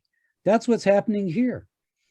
Lastly, I remember one time in buying a domicile, I asked a real estate agent, so, well, what's really going on here? Of course, I was referring to price and, a house and all that and land. And she said, well, I'll sum it up with you with one word. And she said it 3 times. Location, location, location. And what you're looking at here is a classic wrong location, for this 0 Prospect Street application. Reject the application. Thanks for your time. Thanks for your energy. And thanks for your patience. Thank you. Next. It's gonna be Pat Scalisi. You have to unmute. I gotta find where you are. There you are. Go ahead, Patrick. Thanks, Ed. I appreciate it. Yep, thank you so much. Pat Scalisi, 40 Sheffield Lane, here in Naugatuck. I think Mr. Bill Sweet used a very appropriate phrase before when he said environmentally risky. There's no guarantees in life. There's no guarantees what's going to happen when we start to look at this property.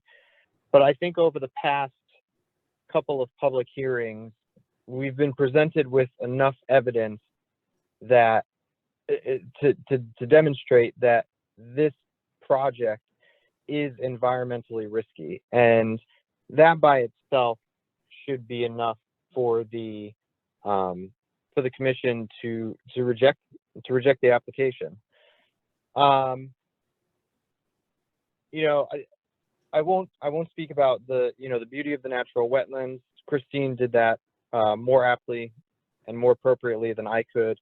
But I do genuinely feel bad for my neighbors up on Costco Lane who have this thing looming over their head where they have the potential to have their wells impacted, their drinking water impacted. In my neighborhood, which is next to the Costco Lane area, we have city water. They don't have that luxury. So, I mean, unless the developer is willing to put in legally binding language that's going to make provisions for these folks to have that guarantee that either their wells are going to be protected or that there's going to be provisions put in place for them either for alternate housing if the health district kicks them out of their homes because they don't have access to clean water, or bringing public water to their properties, and so on and so forth. Again, I don't think there's any way that the commission can approve this particular application. And then the last thing I want to note is that we've seen tremendous outpouring during this whole process, and not just from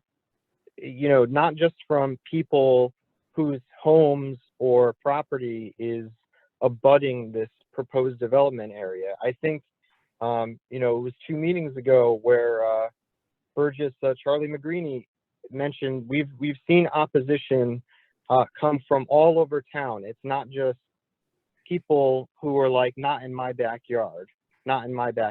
It's people from across the borough. The only people who seem to be in favor of this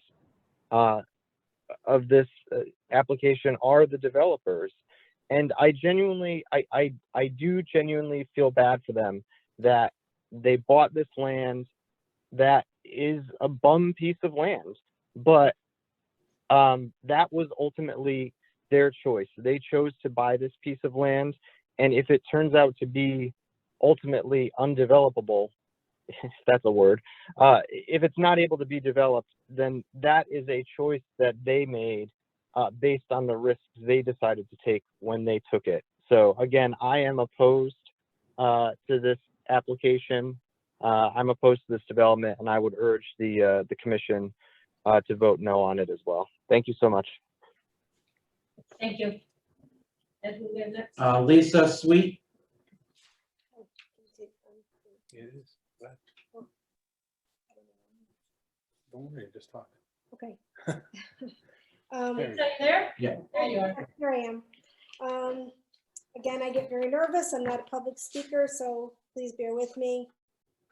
A lot that I wanted to talk about actually was already tonight. Brought up the fact there's no elevation view of the project. There never has been, and that's concerning. One of the reasons why I had sent the pictures of the piece of ledge in our yard has to do with the Southwest Conservation District under residential well water concerns. I sent some pictures of that large piece of ledge because it states here in the Southwest Conservation District, it states that the site-specific bedrock geology is composed of Waterbury gneiss, which is described as gray to dark gray, fine to medium grain schist and gneiss. And I believe what I'm seeing in my yard is a piece of ledge that is exactly what this is stating it is. And it's very, very close to the property. We believe that the rock is the same on the hillside as well. So what they state about this, which was very interesting to me as I went over this particular document, is they stated that this rock and schist and gneiss, which is likely located at the proposed site, and that's one of the reasons why I sent that photo, have lower permeabilities as these mediums do not readily allow water to flow through. However, when fractured, and I was reading, however, when fractured, gee, wonder how that could get fractured. Excavation, blasting. There are more opportunities for any available groundwater to move through these mediums, according to the Southwest Conservation District, which really concerns me. If that fractures and water flows out of it, our wells are at risk to the states. However, the behavior of the groundwater in which wells are located on the nearby properties. However, other factors, including the depth to groundwater, the depth, which we don't know, the depth of the residential wells should be considered during the review of this proposal. Not one person has asked how deep are our wells. I called the Naugatuck Valley Health District to discuss that, but not one person has asked how deep our wells are. They aren't deep, they're shallow wells. And he did state to me at the time that they were also older wells, which are more risky. So, and I believe it does states that in the Naugatuck Valley Health District's letter. So that really kind of hit me. It says it's unclear at what depths the nearby drinking water wells have been drilled in relation to the proposed excavations, blah, blah, blah. The other thing I was reading here was the Southwest recommends for conditional approval. Basically, if our wells are damaged or lost due to project work, they'll fund the repair, replacement, or extension of drinking water. It's not included in there. What if, what about our 1 to 2 years it's going to take to get water to us? That doesn't happen overnight. The disruption of our lives would be tremendous during that time. And, you know, that needs to be taken into consideration as well. The other thing I was reading, I noticed so much verbiage in here, and I just wanted to quickly go over some of the verbiage in this Southwest Conservation District letter. I'm going to go quickly.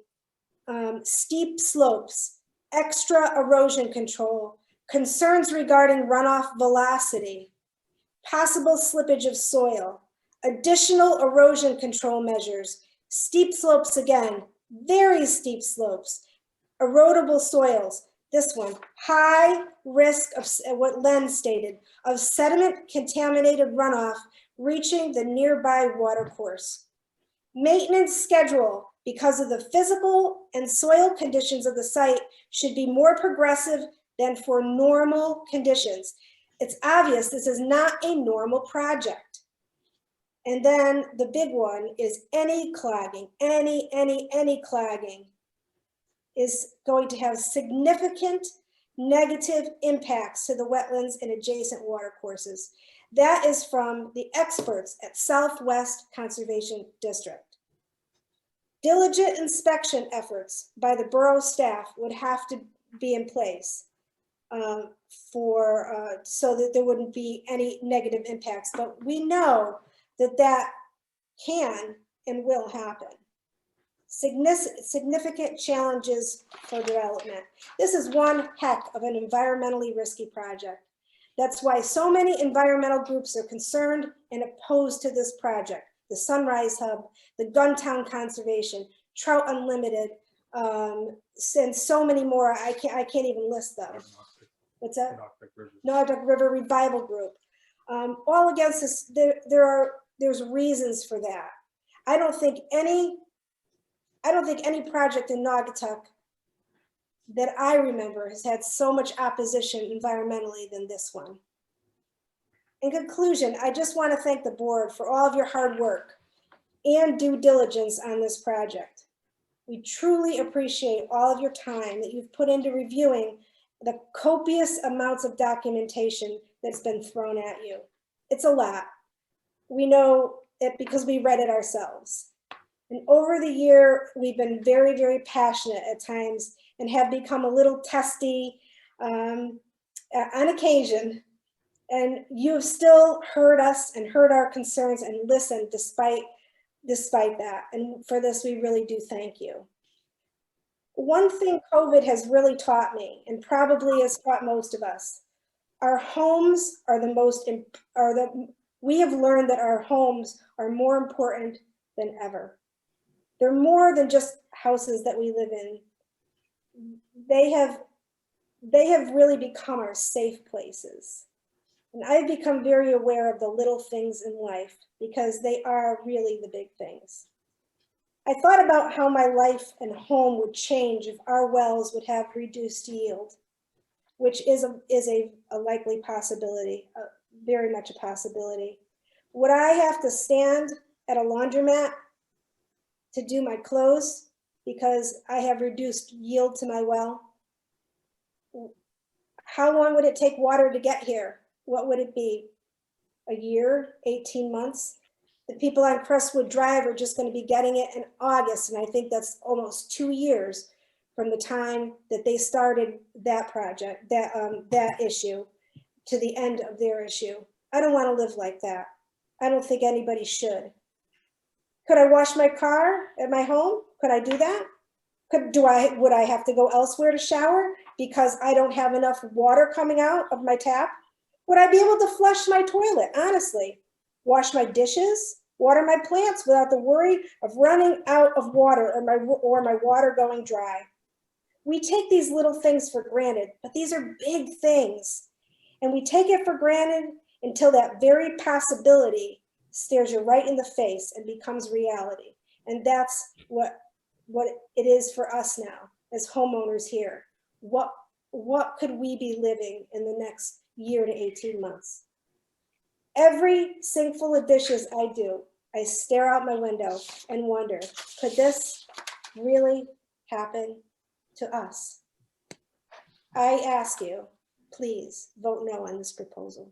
Please take this project as a whole and look at it in a whole, not just as little pieces.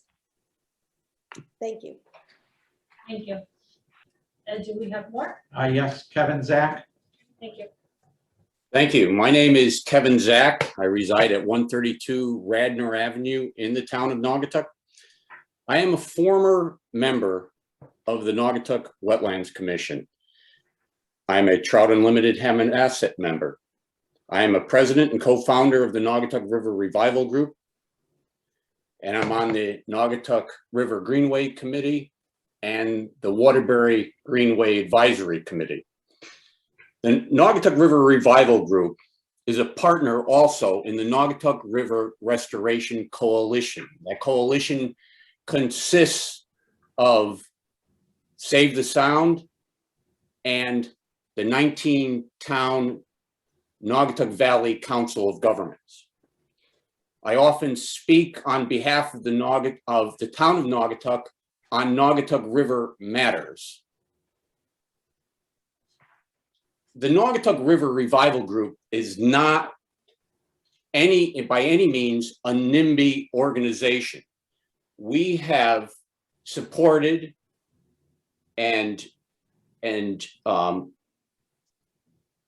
actually did cleanups in various rivers from the Pequabic to the Housatonic and the Farmington River, and supported many of their causes. So we're not a NIMBY group, and we're not coming to this particular project in that NIMBY umbrella or bubble, if you will. I have done intensive stream connectivity surveys for the Housatonic Valley Association. More specifically, I've crawled in and under almost every bridge in the town of Seymour that had a brook or a stream. I wholly support and agree with William Sweet and Attorney Slater.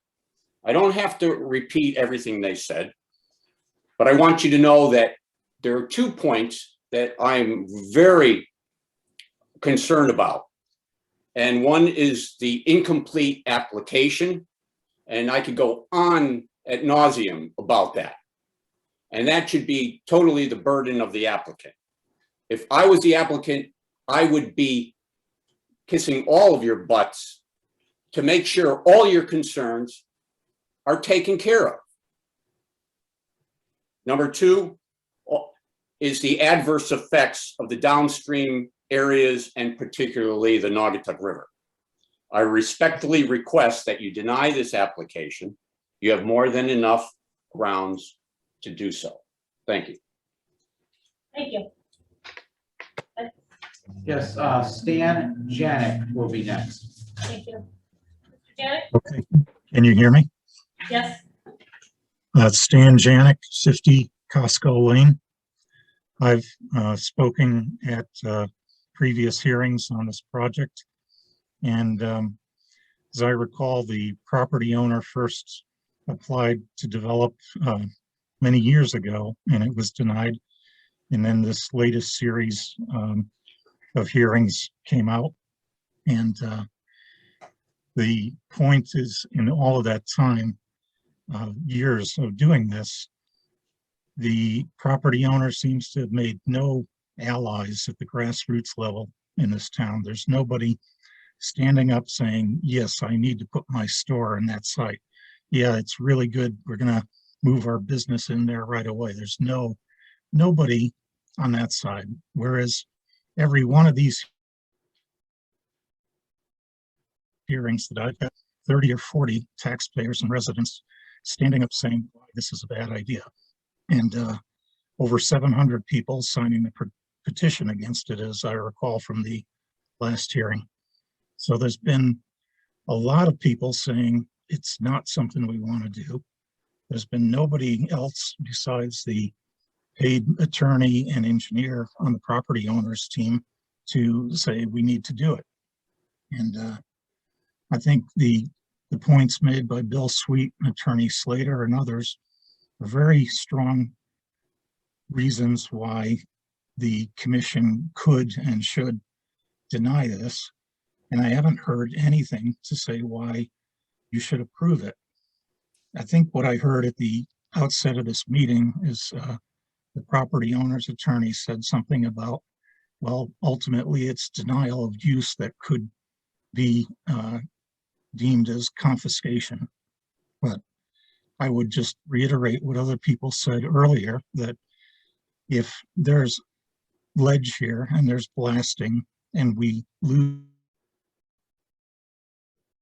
lose our well out of our homes for a year, 2 years, as in previous examples, I would argue that that denial of use is confiscation equivalent on a much greater scale.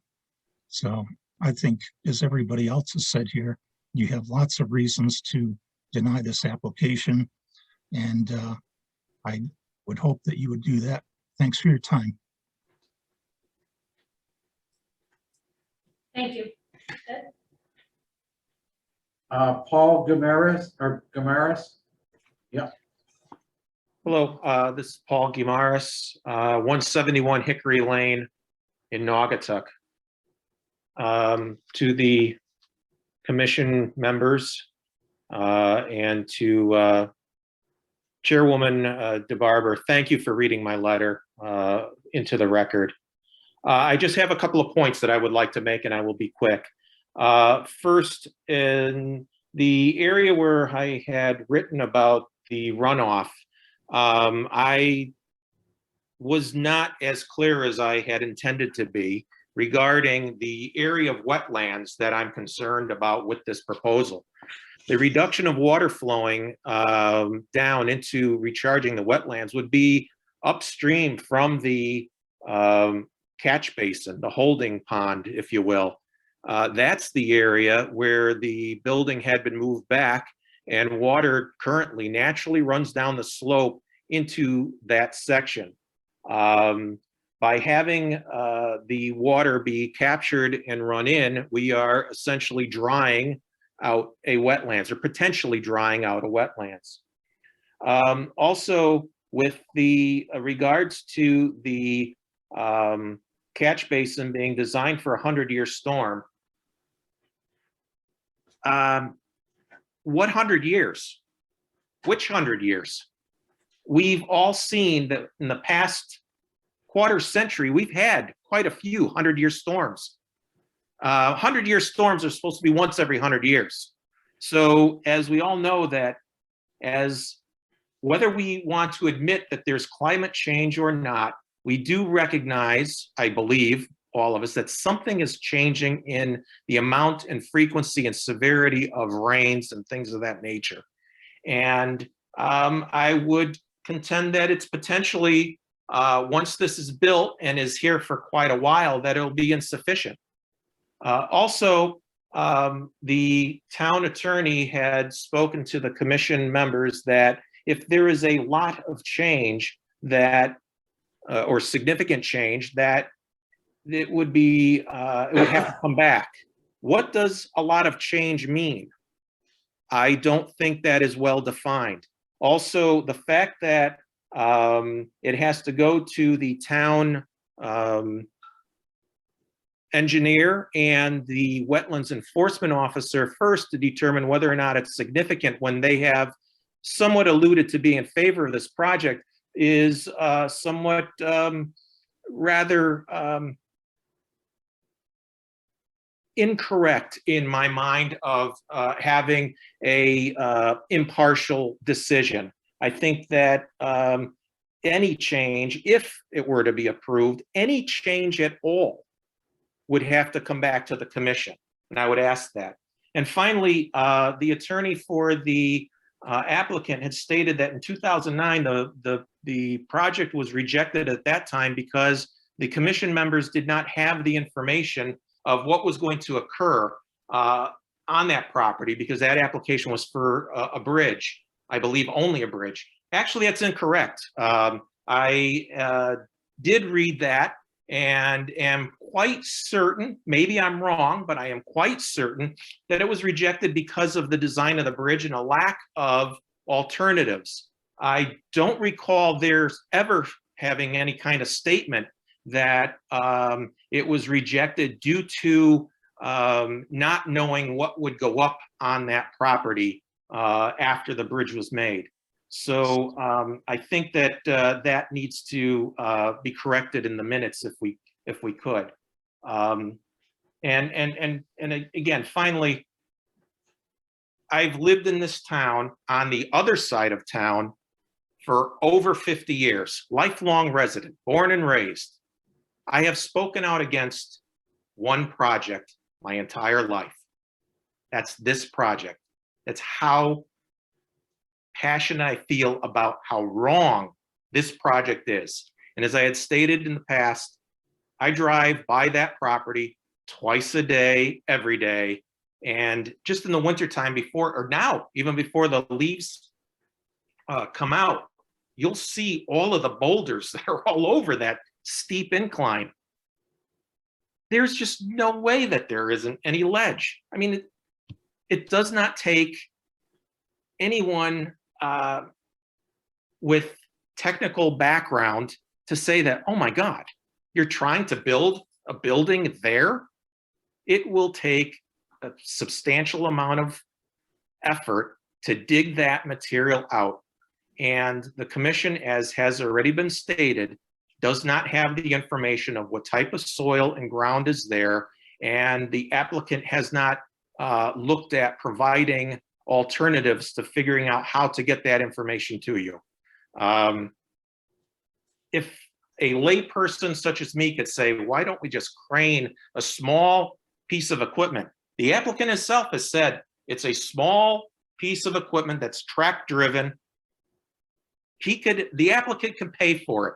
That's irregardless. Cost does not matter on this.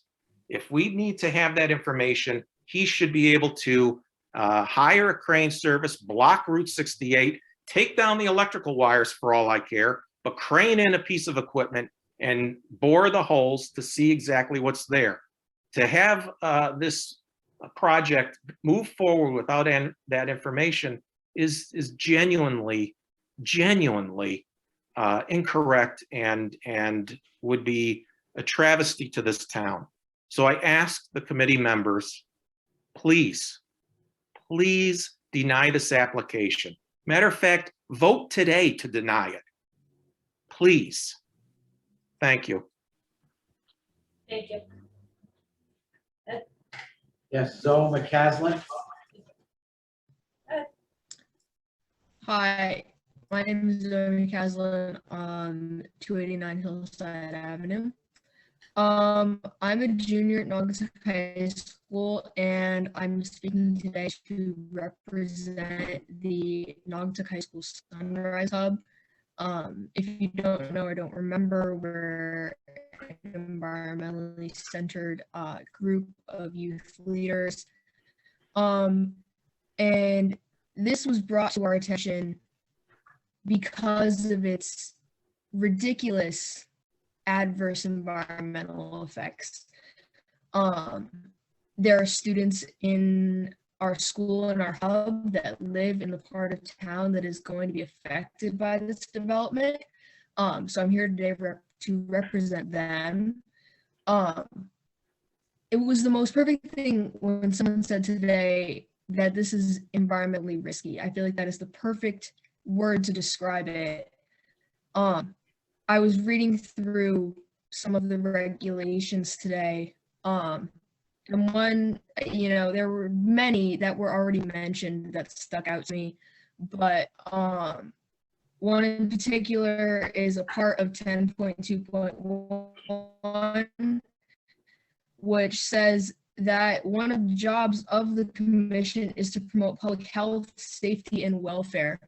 And I think the word welfare stuck out to me the most because all of these adverse effects with the wells and with the improper surveying of the wells and not knowing what the long-term effects of this are, how long people die, is directly contradicting that. So to keep it brief, on behalf of the young people in this town, we think that this project is absurd, and should be voted no, and like was previously said, should be voted no tonight.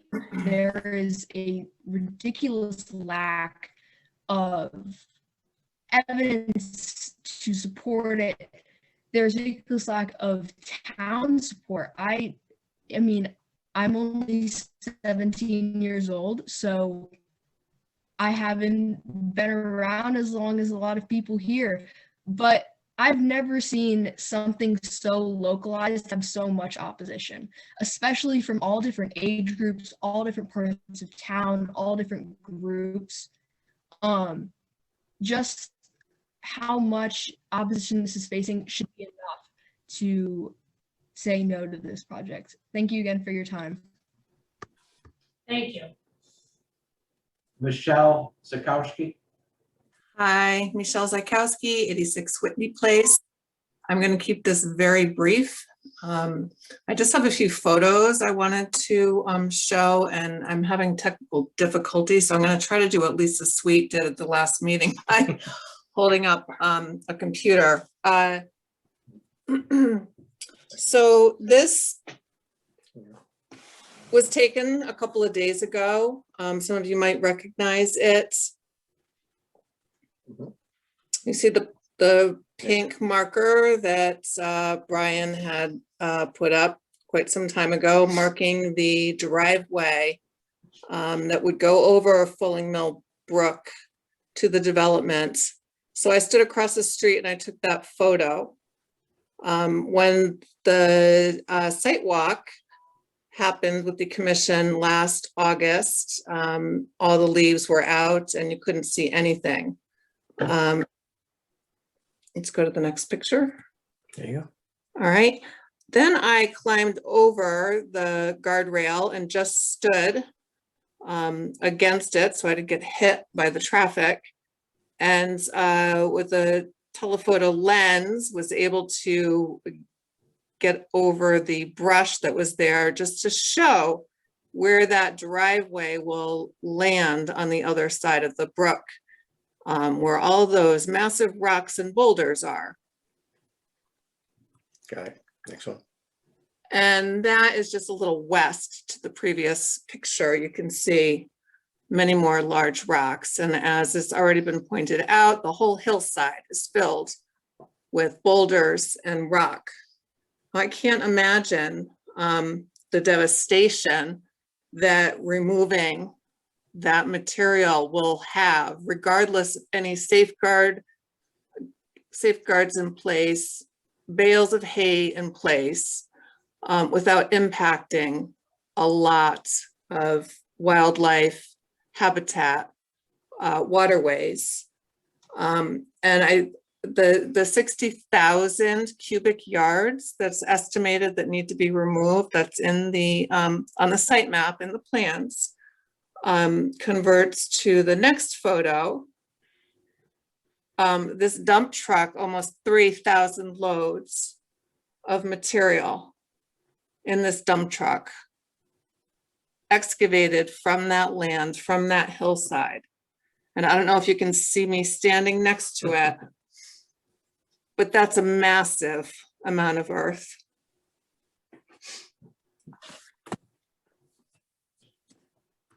And as I've been saying, since this application was first brought forth, I am strongly opposed to any and all developments in that area. It is the wrong location.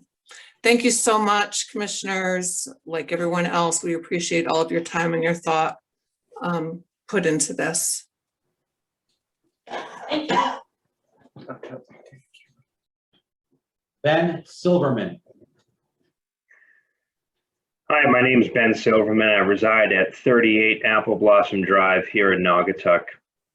I attended, I believe it would have been 2 weeks ago myself, and none of the questions outside of the flow rate discharge have been answered for me. I actually am an environmental consultant, and I deal with hazardous building materials and also permitting issues. And in my professional judgment, this is a very incomplete application, and I oppose the project completely. There's no telling what impacts the project will have on the surrounding neighborhood and on the environment. And I would ask the commission to reject this application. Thank you. Thank you. Is that it? That's all I have. Okay. I'm going to turn this over to the commissioners now that we've heard the public, and thank you very much again for your participation. It's greatly appreciated. Do any of the commissioners have any questions to hearing that for either the applicants or the public?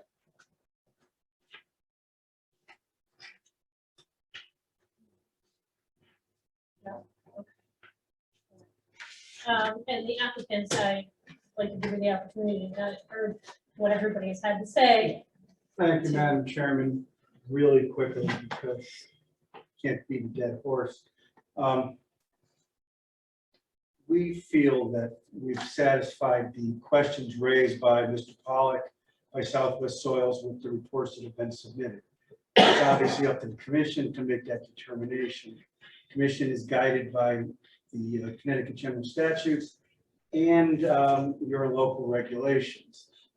We've heard talk about never been involved in an application where everybody was speaking against it, and the only people in favor of it were the applicant and his staff. Remind you that this is not a popularity contest. This is not an election. You've got regulations, you've got statutes to guide you. We feel our position is that they have been satisfied. It's up to you to make that determination, but it's not by going out to the polls and taking a vote on this. It's based on what's been presented to you at this commission, at these many public hearings by both my client, his engineer, myself, and the neighbors that have come out in opposition.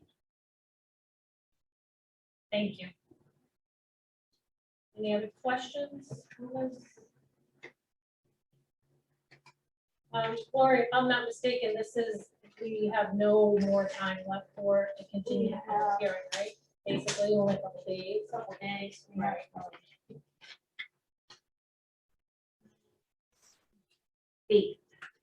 8 days. 7 from October to November when we first opened the public hearing. There were 5 days to close.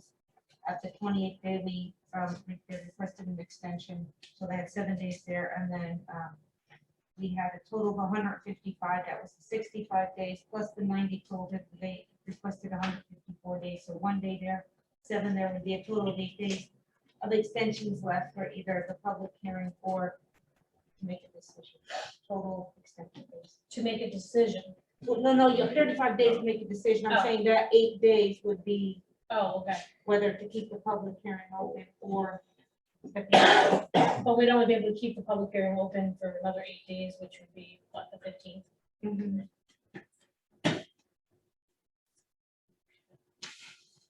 So we hear that we would probably have to close the public hearing tonight. That doesn't mean that we have to make a decision this evening on the application, because we do have a lot of information here in front of us. However, by closing the public hearing, we wouldn't also be able to address the applicant either, correct? That's right, and you will not be able to receive information from members of the public. You will be allowed to staff. So staff would be able to comment on it. That's right. Okay, so we wouldn't be able to hear from the applicant, the public. It would just be a discussion amongst the commissioners and with land use staff. I just want to clarify just for all the, commission, I know not everybody's new, but this is a big significant application, and for the next meeting, we can have discussion amongst ourselves. We can look back at the minutes, right? We can ask for clarification from minutes. Yes, you actually you can and you should if you have the opportunity. There were many public hearings and they were fairly lengthy. So if staff can make access to the tapes, do you have the tapes? We would get the Recordings. recordings. We don't have to- So the recordings, I did the tapes. And they were difficult to listen to. But you certainly you have the opportunity to do that, and I encourage you all to listen to all the public hearings, especially if someone hasn't attended a public hearing. I don't know what the attendance was for.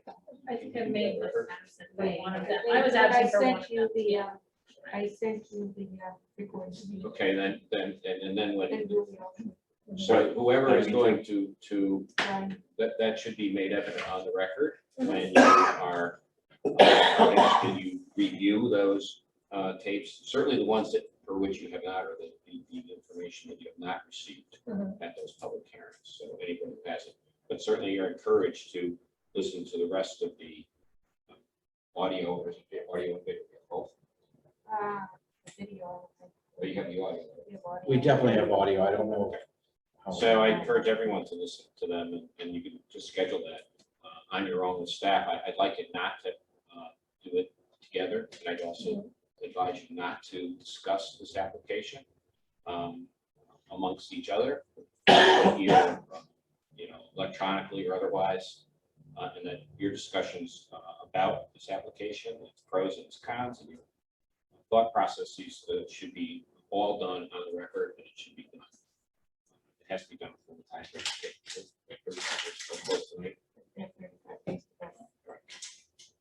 And then you should vote on the application. And that would mean no other email from the public.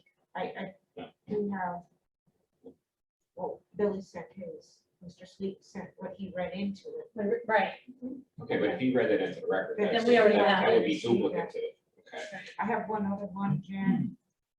If it's, wanted to see the application, and is it limited to a bridge or the entire project? The opening statement by Attorney McVeary and Borough Attorney Ned Fitzpatrick tonight was confusing in the subject. Well, we can clarify that right now. Right. And it's for the bridge and it's the bridge and the Entire- project. Right. So it's for both. Right, I think that the confusion was that the direct disturbance to wetlands has been referred to in River Bend and some other cases.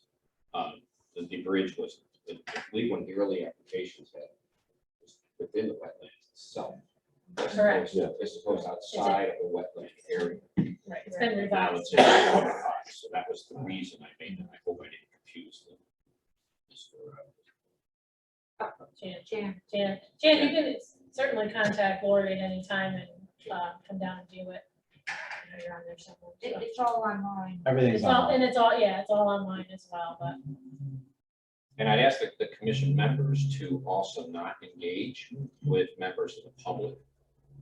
This is an open access world we have, which is many positive aspects to it, but this is a situation where you should be making decisions based on the record, on the evidence, based on the testimonies that you have heard and that have been made in this record.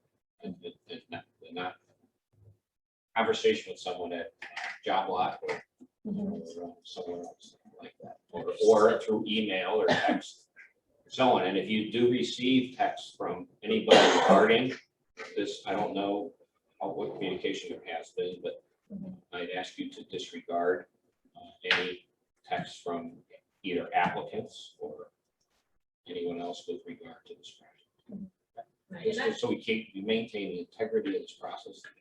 You've really been open to everything. You've let all the letters come in, all the response come in, you've let the applicant present freely and openly, along with all the various scientific reports that you have received. So let's keep that integrity intact. Right, and I would request that anybody, if they had any questions, that they could filter through land use or Lori and Ed, not directly to me. They are land use, they keep the records of everything, so please do that. I do appreciate, the comments and everything in the letters, but please make sure that they go through Ed and Lori. That would be appreciated. Thank you. With that said, as I said before, thank you all so much for your participation. It's greatly appreciated. I'm sure the applicant appreciates all the input, although it may not seem that way. And we do appreciate the public's comment. It does help us do our job here, and it's a good thing. So thank you very much. With Ned's comments regarding taking the time to really go through the material that we have, because this really is very, very important. We're charged with a very important job. We want to make sure it's done right. And I may have said this before, that it's, and I know it's been said, is that it's not a money issue for us. It's the environment. We're charged with the wetlands here. So that's what our concern is. I would ask everybody to read through the material, to really understand it, and if there's questions, they'll go to, Lori, or filter to Lori for clarification. we may reach out to, Ed and Wayne for that. And that I would not myself be prepared to vote on this tonight. Just based on the information that we have and what we've heard from the public. Close the hearing. Yes, we will, I would suggest that, we have to close the hearing, but I would also postpone the vote until the next meeting, which I think is May 5th.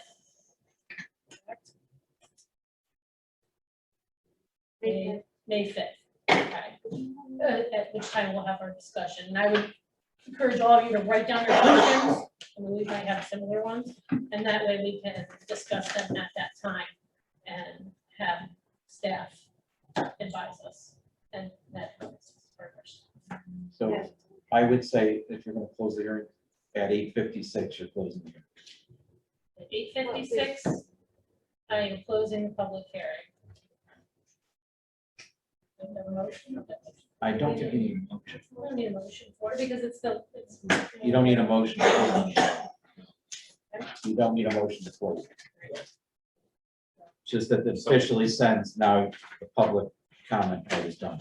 It's all a matter of the commission practice. Right. It's not. So, I'm sorry, what was the time that it was closed? 8:56. Thank you. Yeah, I'd like to do, 5-minute recess. Thank you. 9:05. 9:05. Hold on, mine's not starting. Up. What'd you do? 9:06. Broken.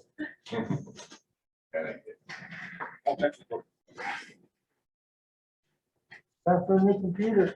No, I don't know why it's not. Uh-oh. Well, we'll have this one at least.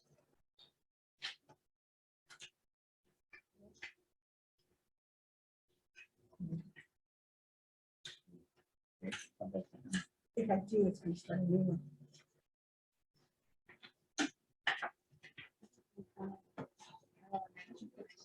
Okay. Got it. Ready? Okay. Yes. All right, so I'm just gonna skip around a little bit. I'm gonna go down to administrative business. For the special permit report for a proposed fast food restaurant and drive-through located 0 Bridge Street. Account 0471910, and the applicant is 694 North Common Realty LLC. And Brian, long time no see. So. Okay, so basically what Brian Clark, your engineer, what everybody's making. What the franchisee is looking to do, the applicant is relocate his store that's already on Bridge Street next to AutoZone into a standalone building with a full drive-through on the vacant property behind Lindbergh Technical Glass. Okay, it's that gravel portion next to that white building. So he's fully developing that, everything involved with, underground stormwater detention system, hook up to the sewers, so forth and so on. I gave you my report. They're about approximately 215 feet away from the river, which is on the other side of the railroad tracks. So, and then the other. Yeah. Great escalate, so. Right, if we go down train tracks. After that, on the other side. And about 100 feet away from Hot Brook. But to get to Hot Brook, you have to go through the parking lot of the bank, so it's already developed there, it's already disturbed, and there's grass area. The site is fairly flat. Wayne and I've been out there several times. So this, because it's a special permit, it requires a report from wetlands, at least minimum of the report. I discussed it with Tracy, and Wayne has his report there also. So Brian was just here to see if you had any other questions for him. I don't know. Commissioner have any? Is it exactly 100 feet? Yeah, from the new spot, yes. So the edge of the property on the new spot. Because they're purchasing a small wedge, so from the new property line, where the new property line is. So it's 100 feet, but like I said, it's all developed already. They have parking lot there. There's a concrete pad. What was that name, the concrete pad? Well, that was, I think, the site of the oxidizer from the glass company, which they removed now.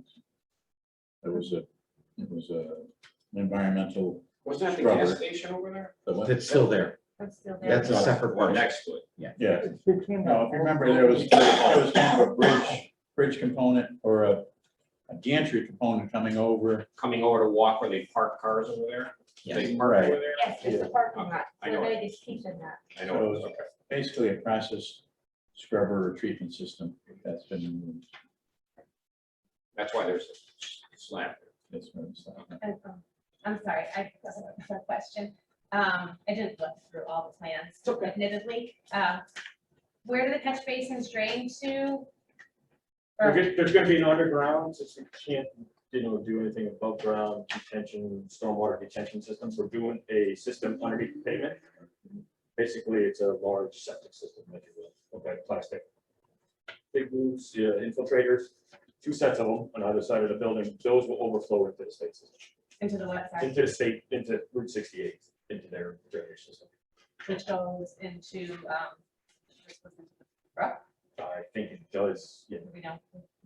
I think it does. I think it outlets through the, Is there a maintenance plan for the, for those? I think there's a whole set of details. I think there is. It's hard to tell from. Yeah, you got the small ones, yeah. I don't know if I have one specifically. But we are, each of the catch basins, I think we have 3 or 4 catch basins that feed these underground systems. Those are gonna be a little oversized, to allow for sediment to settle into there. Basically, the underground storage system will hold the water and let it infiltrate. Overflows, if anything, will go into the state. It's a hydrodynamic separator, right? No, we don't have any of those. Oh, it's not? No. Okay, so on the report from Wayne, it says it's to be details of the added to the hydrodynamic separator. Yeah, I've seen those. I don't think I've seen those, but regardless, I still have to take care of it. So. Okay.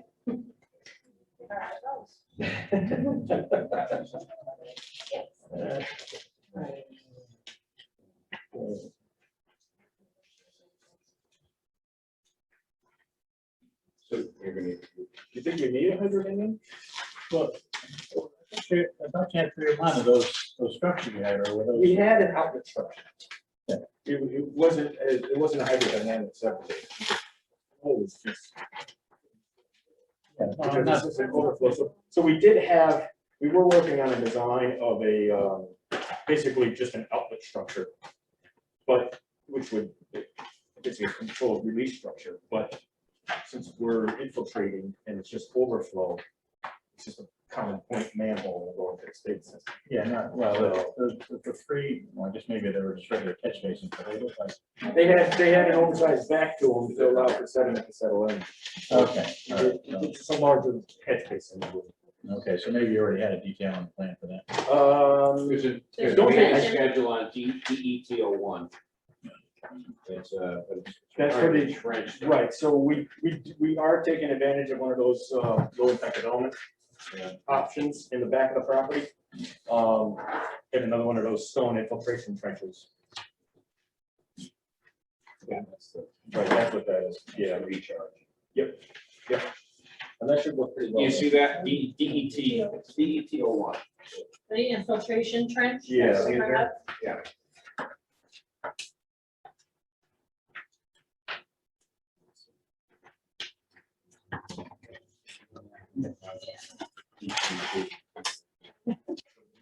Just look at the picture. But that is. Oh, yeah. DETO 3 has the detention system on the right. Basically kind of counting.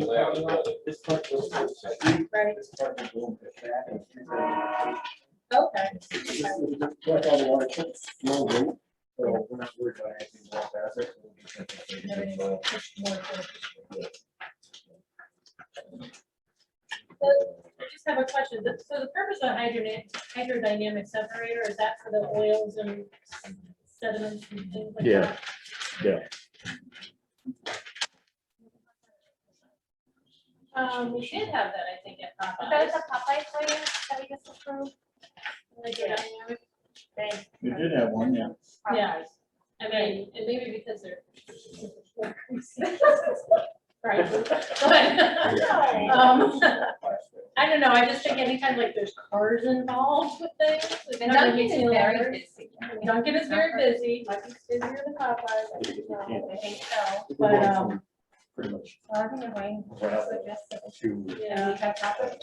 send it for. yeah, I mean, We got to I still run off. personally am in favor of the hydrogen separators, just because anytime that you have a lot of traffic, especially with hydrogen, you know, you're, yeah, sitting there like, you're likely to, I don't know. Why be, you know, let's be safe and sorry. The question, the comments are regarding hydrogen. Dynamic separator. Talking about.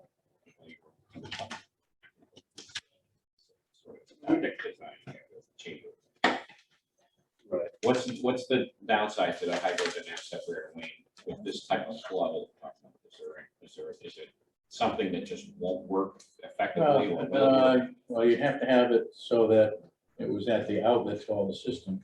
Otherwise, you'd have to, right there. Here, Right. right, but, I mean, this is an open bottom system, so we're intended on it to infiltrate. So this is, these two pipes coming out of those underground systems are just intended for overflow. Is there a clean out basis, or is there a clean out schedule for that? For that, I mean, if it fills up on the drywall, right? Yeah, I didn't see Pretty it. much everything's drywall, right? Yeah, we got monitoring wells in there, and there was also, So what's the maintenance on that? Is there a maintenance schedule? Is that the DEP, is that the DEP or? for the underground storage system? Or, Yeah, right, well, where they're questioning about whether hydrodynamic storage should be present. That's in the drainage. yeah, we got an inspection and maintenance in here, so they'll tell you there's inspection ports that'll be brought up to the pavement level. And then we'll be able to tell how the systems are working. This is from the manufacturer, probably elaborate a little further possibly.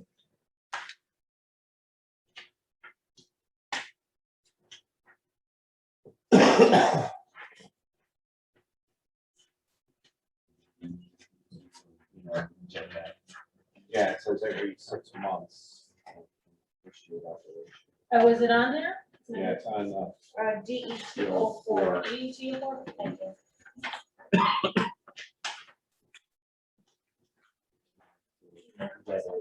No, okay, right down here, right down in the lower left corner, inspection. DET 04,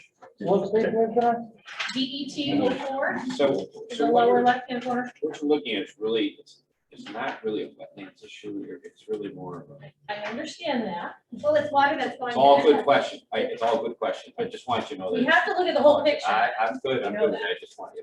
So look at the whole picture. Zoning certainly will be addressing this. That's with you. fine, but it's gotta be fit from us first. They're gonna be addressing this with you too, so just so you know. There is an overlap, there is an overlap. Yeah, The there is. water ends up in the brook, which is our. It does, so the question is you know, the standards are a little, it's what's reasonable. Well, I think it's. Yeah, it's all fair game. It's all fair game. I think if you have a step, I think if you have staff indicating that this is what should be maybe required. Yeah. Then certainly a condition of whatever administrative approval is granted here. I Right. mean, I think we just want clean water. you know, so Yes. that should be the condition. But Well, okay, that's it. How profound. It's a small device anyway. so- I'm sorry. How succinct so was much, that? right? That's the bottom line. And nobody disagrees with that. Yeah, so is that with the, I mean, I'd like Wayne to be able to say where, you know, even if the approval was subject to, you know, the borough engineer's determination of the placement of. Yeah, so it really got that outlet, the manhole before it goes out to the street. So you got those 3 sediment structures, so there shouldn't be any sediment getting into the infiltration galleries. And really the stormwater separator would end up being a polishing unit if anything there. Yeah. Maybe very small, given there's such a low flow, low CFS coming into that, so it might not gonna be one on the market. So then Wayne, are you then removing condition 5, but comment 5 about the hydrogen dynamic separator? What did I say? You said hydrodynamic separator details to be added to You plan. said clean water. We said clean water. That means clean water, that's what we want. So I thought those sediment structures were hydrodynamic separators. No, it's just gonna settle. So, The dry wells, right? So if No, they're not dry wells, I mean, the catch basin just have the drainage part of the catch basin, there's a baffle. An overflow, and then it's just an oversized concrete box at each of the catch basins that allow additional sediment. Right, but then you're gonna need to clean those out. You still gotta clean those out. Okay, They have, so they have a it's- manhole in the back of them to clean. Right. Right, So but then then- that'll settle into those catch basins before they enter the underground system, before that goes to the. Right, so that protects the underground system. Yeah, from clogging up. And then it, That's clean water. so if we're recommending a hydrodynamic separator, then one would be depicted on the plans, and then that detail would be also added to the plan. Correct. Is that what you're? But is that what you're recommending is a hydrodynamic? Yeah, what are you separator? doing? You're the engineer. I know. Chew swallow. That's get why your because idea. of- Totally screwed up Such my a small scheme. site, so I'm telling you right now, you absolutely I'm messed up losing, my right? day, or you screwed up my day. You're dead. She's got a flight to catch in a So, few hours. All right, yes, I recommend a small one then. Yeah, you want us to look for, okay. Okay. We'll put one in. Thank you. There you That go. sounds good. They did have, positive referral from planning to zoning. I don't know what happened with fire. Fire is approved. Fire's Prize approved, approved. and their public hearing opens on, the 21st. Okay, in zoning. sounds good. So your green administrative approval is subject to the hydrodynamic separator installation, right, at a. Yeah, we'll. The size of which will be determined by the borough engineer. Kind of calculations, yes. Yeah. Okay. Okay, you got it. Find it. Clean water. Do you want to calculate? All about the clean water. Thank you. Aren't you glad you stayed for that? If you don't need a vacation, if you're gonna be that profound, and that's the thing, you don't need a vacation, you're already focused, you're like, you guys are like right there. I'm going to see what they do in Florida with that. There's nothing but water down there. Yeah, oh my God, good luck, they need they don't have enough water, actually. Yeah. Drinking. I don't drink the water here. Oh, terrible. I have a coffee, bad. Well, me too. Oh. Not yet. Oh, my goodness. Thank you, Brian. Thank you. Okay, let's, all right. We have to jump back into our regular meeting agenda. Item 2, review and approval of the March 3rd, 2021 meeting minutes. Has everybody had a chance to review that? Remember what? Are there any corrections to it, additions, clarifications to that? Chair, I make a motion that the administrative. Brian makes the motion, Kathleen seconds, all in favor? Any opposed? Any abstentions? Carries to approve the meeting minutes. Thank you. So we'll go to public comment. And I know I see some people still on the line there. Is there anything, anybody from the public like to comment on something that's not on the agenda? No? I don't think they realize they're on. They might not realize that. Okay, very good. So we'll go to 4 old business, that's 4A. And this is IW 2008 on the bridge culvert crossing Bolingbrook. This is what we discussed. We will, I'm asking, make our decision next meeting, May 5th. Only thing I ask is that everybody takes their regulations. And if you don't have a hard copy of it, you can get it off, you can get it online or Lori, whatever, and make note. I know that some specific regulations were notated by the public. Please read them. If you have questions on them, please write them down.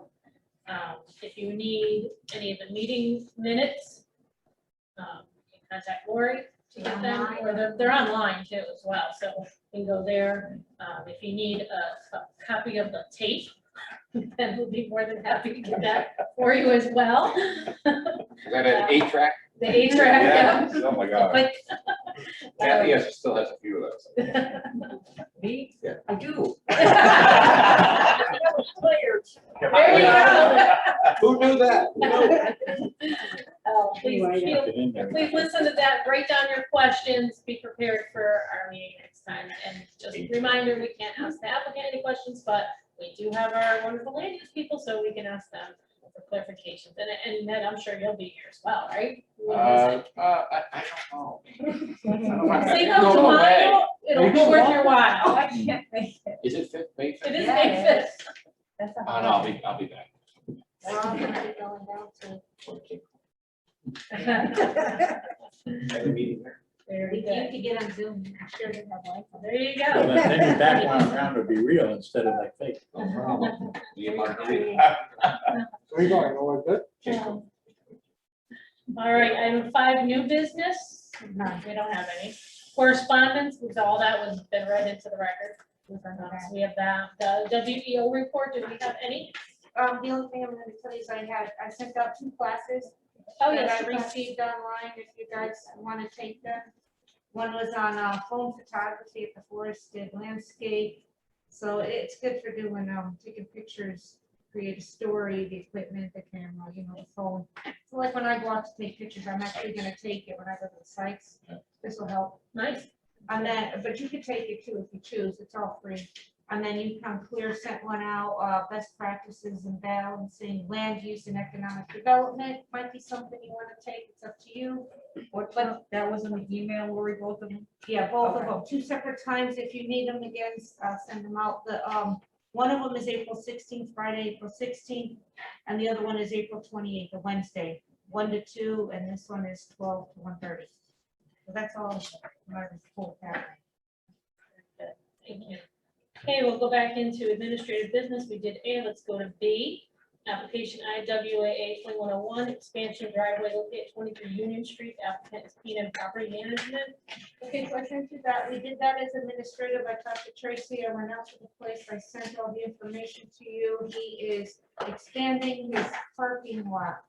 So earlier, he used to have all junk cars and everything behind this building. His parking lot, there's a garage, and then behind there was junk parking lot, junk cars. Ed had him clean all that up. He's now gonna expand his parking, whether it be for his tenants or for the restaurant. His parking was kind of falling into the river a little bit right there. He's gotta work with the state, that's something on the state level. So he put in the crushed rock with the concrete blocks on top. Mushrooms getting through that. He's still working on that. With the administrative approval, I did talk to Tracy, so with that, I could go in and I could issue them an administrative approval report. I noticed it in the newspaper on April 2nd, there's a 15-day appeal period. So if any of the public appeals this, then it would go to you for full review. I have one question. It says here he's putting in crushed stone. Is it crushed stone or is it processed? Next question. Okay, so we'll drink. Yes, and Wayne and I go out 1 to 2 times a week to monitor that. Perhaps that one, any other questions with that? I don't want to rush you. I'm just- Commissioners have any questions on this? I mean, it looks like it's So their final day for their appeal period is the 17th would be the 15 days, so that's Sunday, the 18th, they could the appeals over. Next, And then C is application item 1905, extension of permit to 5 additional testing wells located at 280 Elm Street. Applicant is Lancis Solutions. We've had them, come in a few times to look at the testing, with their testing wells. and this is by the river, this is the one they actually got the permit for, they did administrative approvals, but this is the one where they had to go down the bank, cut in their little road. These are old pictures from when they did it the last time. Right. The last time was in August of 2019, not even 2 years ago, so we're doing just an extension of that permit. They're doing 5 more wells. They'll call us when they start. We check to make sure all the erosion controls are in, and then once they're done, it doesn't take, what, a week maybe? Yeah, they're pretty quick. They're quick, and it's actually the same contractor is hired to do the work again, so we know it's work. We feel confident that it will come out the same as this one. They'll restore everything back to how it was. These are 5 new wells. that they're 5 putting new in. wells, but in the area of concentration, that's their area of concern. So they are remediating, the site is getting remediated, so eventually it'll be ready to be rebuilt, hopefully. It's a big site. Yeah, it is. It is. That is all that we have. No, it's Coventry Lane. Wait, what? Coventry Lane, one other one, the pool. What other one? The pool. I emailed it to you. Oh, sorry, I didn't print it. I didn't get that. Okay, so that's another administrative approval. What that is he's doing, it's called a semi-in-ground. And what it is, it's above ground, but part of it goes into the, so it's like this, see how it's an in-ground? Oh, okay, it's cut in, But okay. because he has a slight, he's got, well, he's gonna do patio all around it and put a fence because he doesn't want people jumping in the pool. Yeah. So that one too, we'll monitor. Tracy and I Where's that spoke one? about this. This is on Coventry Lane. Okay, I know we talked about it. We talked about it, and Tracy felt that above ground is a little different than in-ground. In-ground's a little bit more permanent. But this is a semi. Where are the wetlands, Lori? Yeah, right outside his property, he's got a detention basin, but his land is fairly flat. If you can see, it's kind of like a bowl right here. So the wetlands are down and back. Coventry Lane, here is the detention basin, but the pool's up here and it kind of slightly. So he's got to like excavate a little bit where the bowl is and kind of like slide it. So he's gonna put up all his erosion controls, all his silt fence in the back. And once again, we'll go out and monitor that as he's doing that. Well, when he gets the pool, you know how it is on the pool. Yeah. How far from the wetlands is it? He's about 65 feet from that detention basin. But because it was there's no disturbance, it's above ground except for the backside. Digging, yeah, it's not really, you're not really excavating. Right. And I also Right. put a condition on it. Silt fence to be installed along lower side of the pool, storage of chemicals to be stored in garage or other area away from the pool area. That's what we did with the last ones that we've done. Was the this- in-ground. Is this the saltwater filter? No, it's not a salt water. Because I know in the past we've like requested the saltwater filtration. But can That's we a thing, do, right? can we require them to have us? Something you can recommend, they can offer. You can- I can, I I don't think can you can require recommend it, yes. you know. Oh. Page, I know. Shane Erickson will probably do it. Suggest Oh, you know, okay, you would Yeah. probably do it. It's a very. I'll call them tomorrow. Pretty hard. Oh, that in-ground, Yeah, like drain away from wetlands. because Right, it was wait. like a berm. Yeah, Oh, so you I'm can put a trying to berm remember. up. Shane, what's his wife's name? I will call him tomorrow. Big skier. Oh, big scare. I called It's like Alexon. JC. Oh, yeah. So he's doing the work in the front of his Maybe so property. long. He's No. moving dirt around in the front, but we have to go out there. I have to go out with Wayne and Department of Public Works. The water comes in from the road, so he's looking to find out how he can get a pipe across. Work with the town to pipe it across, because right now it comes in off of the drainage off of the road, correct, Wayne? And it just goes down. his property. But if you go up, I would suggest you walk up the bridle trail and look down into his backyard, I know he's cleaning up the backyard. because he is doing everything right. I mean, I don't know if he's going into the water, 'cause I'm not there when he does it, but it's literally like the water's here and there's construction there, like, because I can see the rocks that he's moved and I don't care, I mean, I don't care, but I'm saying, I just don't know. And I know his somebody- machine is broken right now too. I guess they tried to steal it and take some. No, he did it, he did the work since the snow's been gone, I know, because I walk it every day, so I just look down and see it through the trees. So anyways, I did call him when you did. Yeah, I mean, something's going on. We have to make an appointment to go out to see him. Okay. Last week was Easter, I gave him my son, he called me on Saturday. But he I- didn't return the call. I just don't want that pond filled in eventually. Well, I'm just saying. Yeah, no, I know what you're saying, no. So there'll be like a report on next month regarding this. We'll be out. Okay, Okay. thanks, Lori. Right, well, I know the time we've all been, so sad to see, but is there a motion to adjourn? I'll second. Good, thanks, Brian. All in favor? Any deny? No. No? Any abstain? Okay, meeting adjourned 9:32. Thank you, everybody.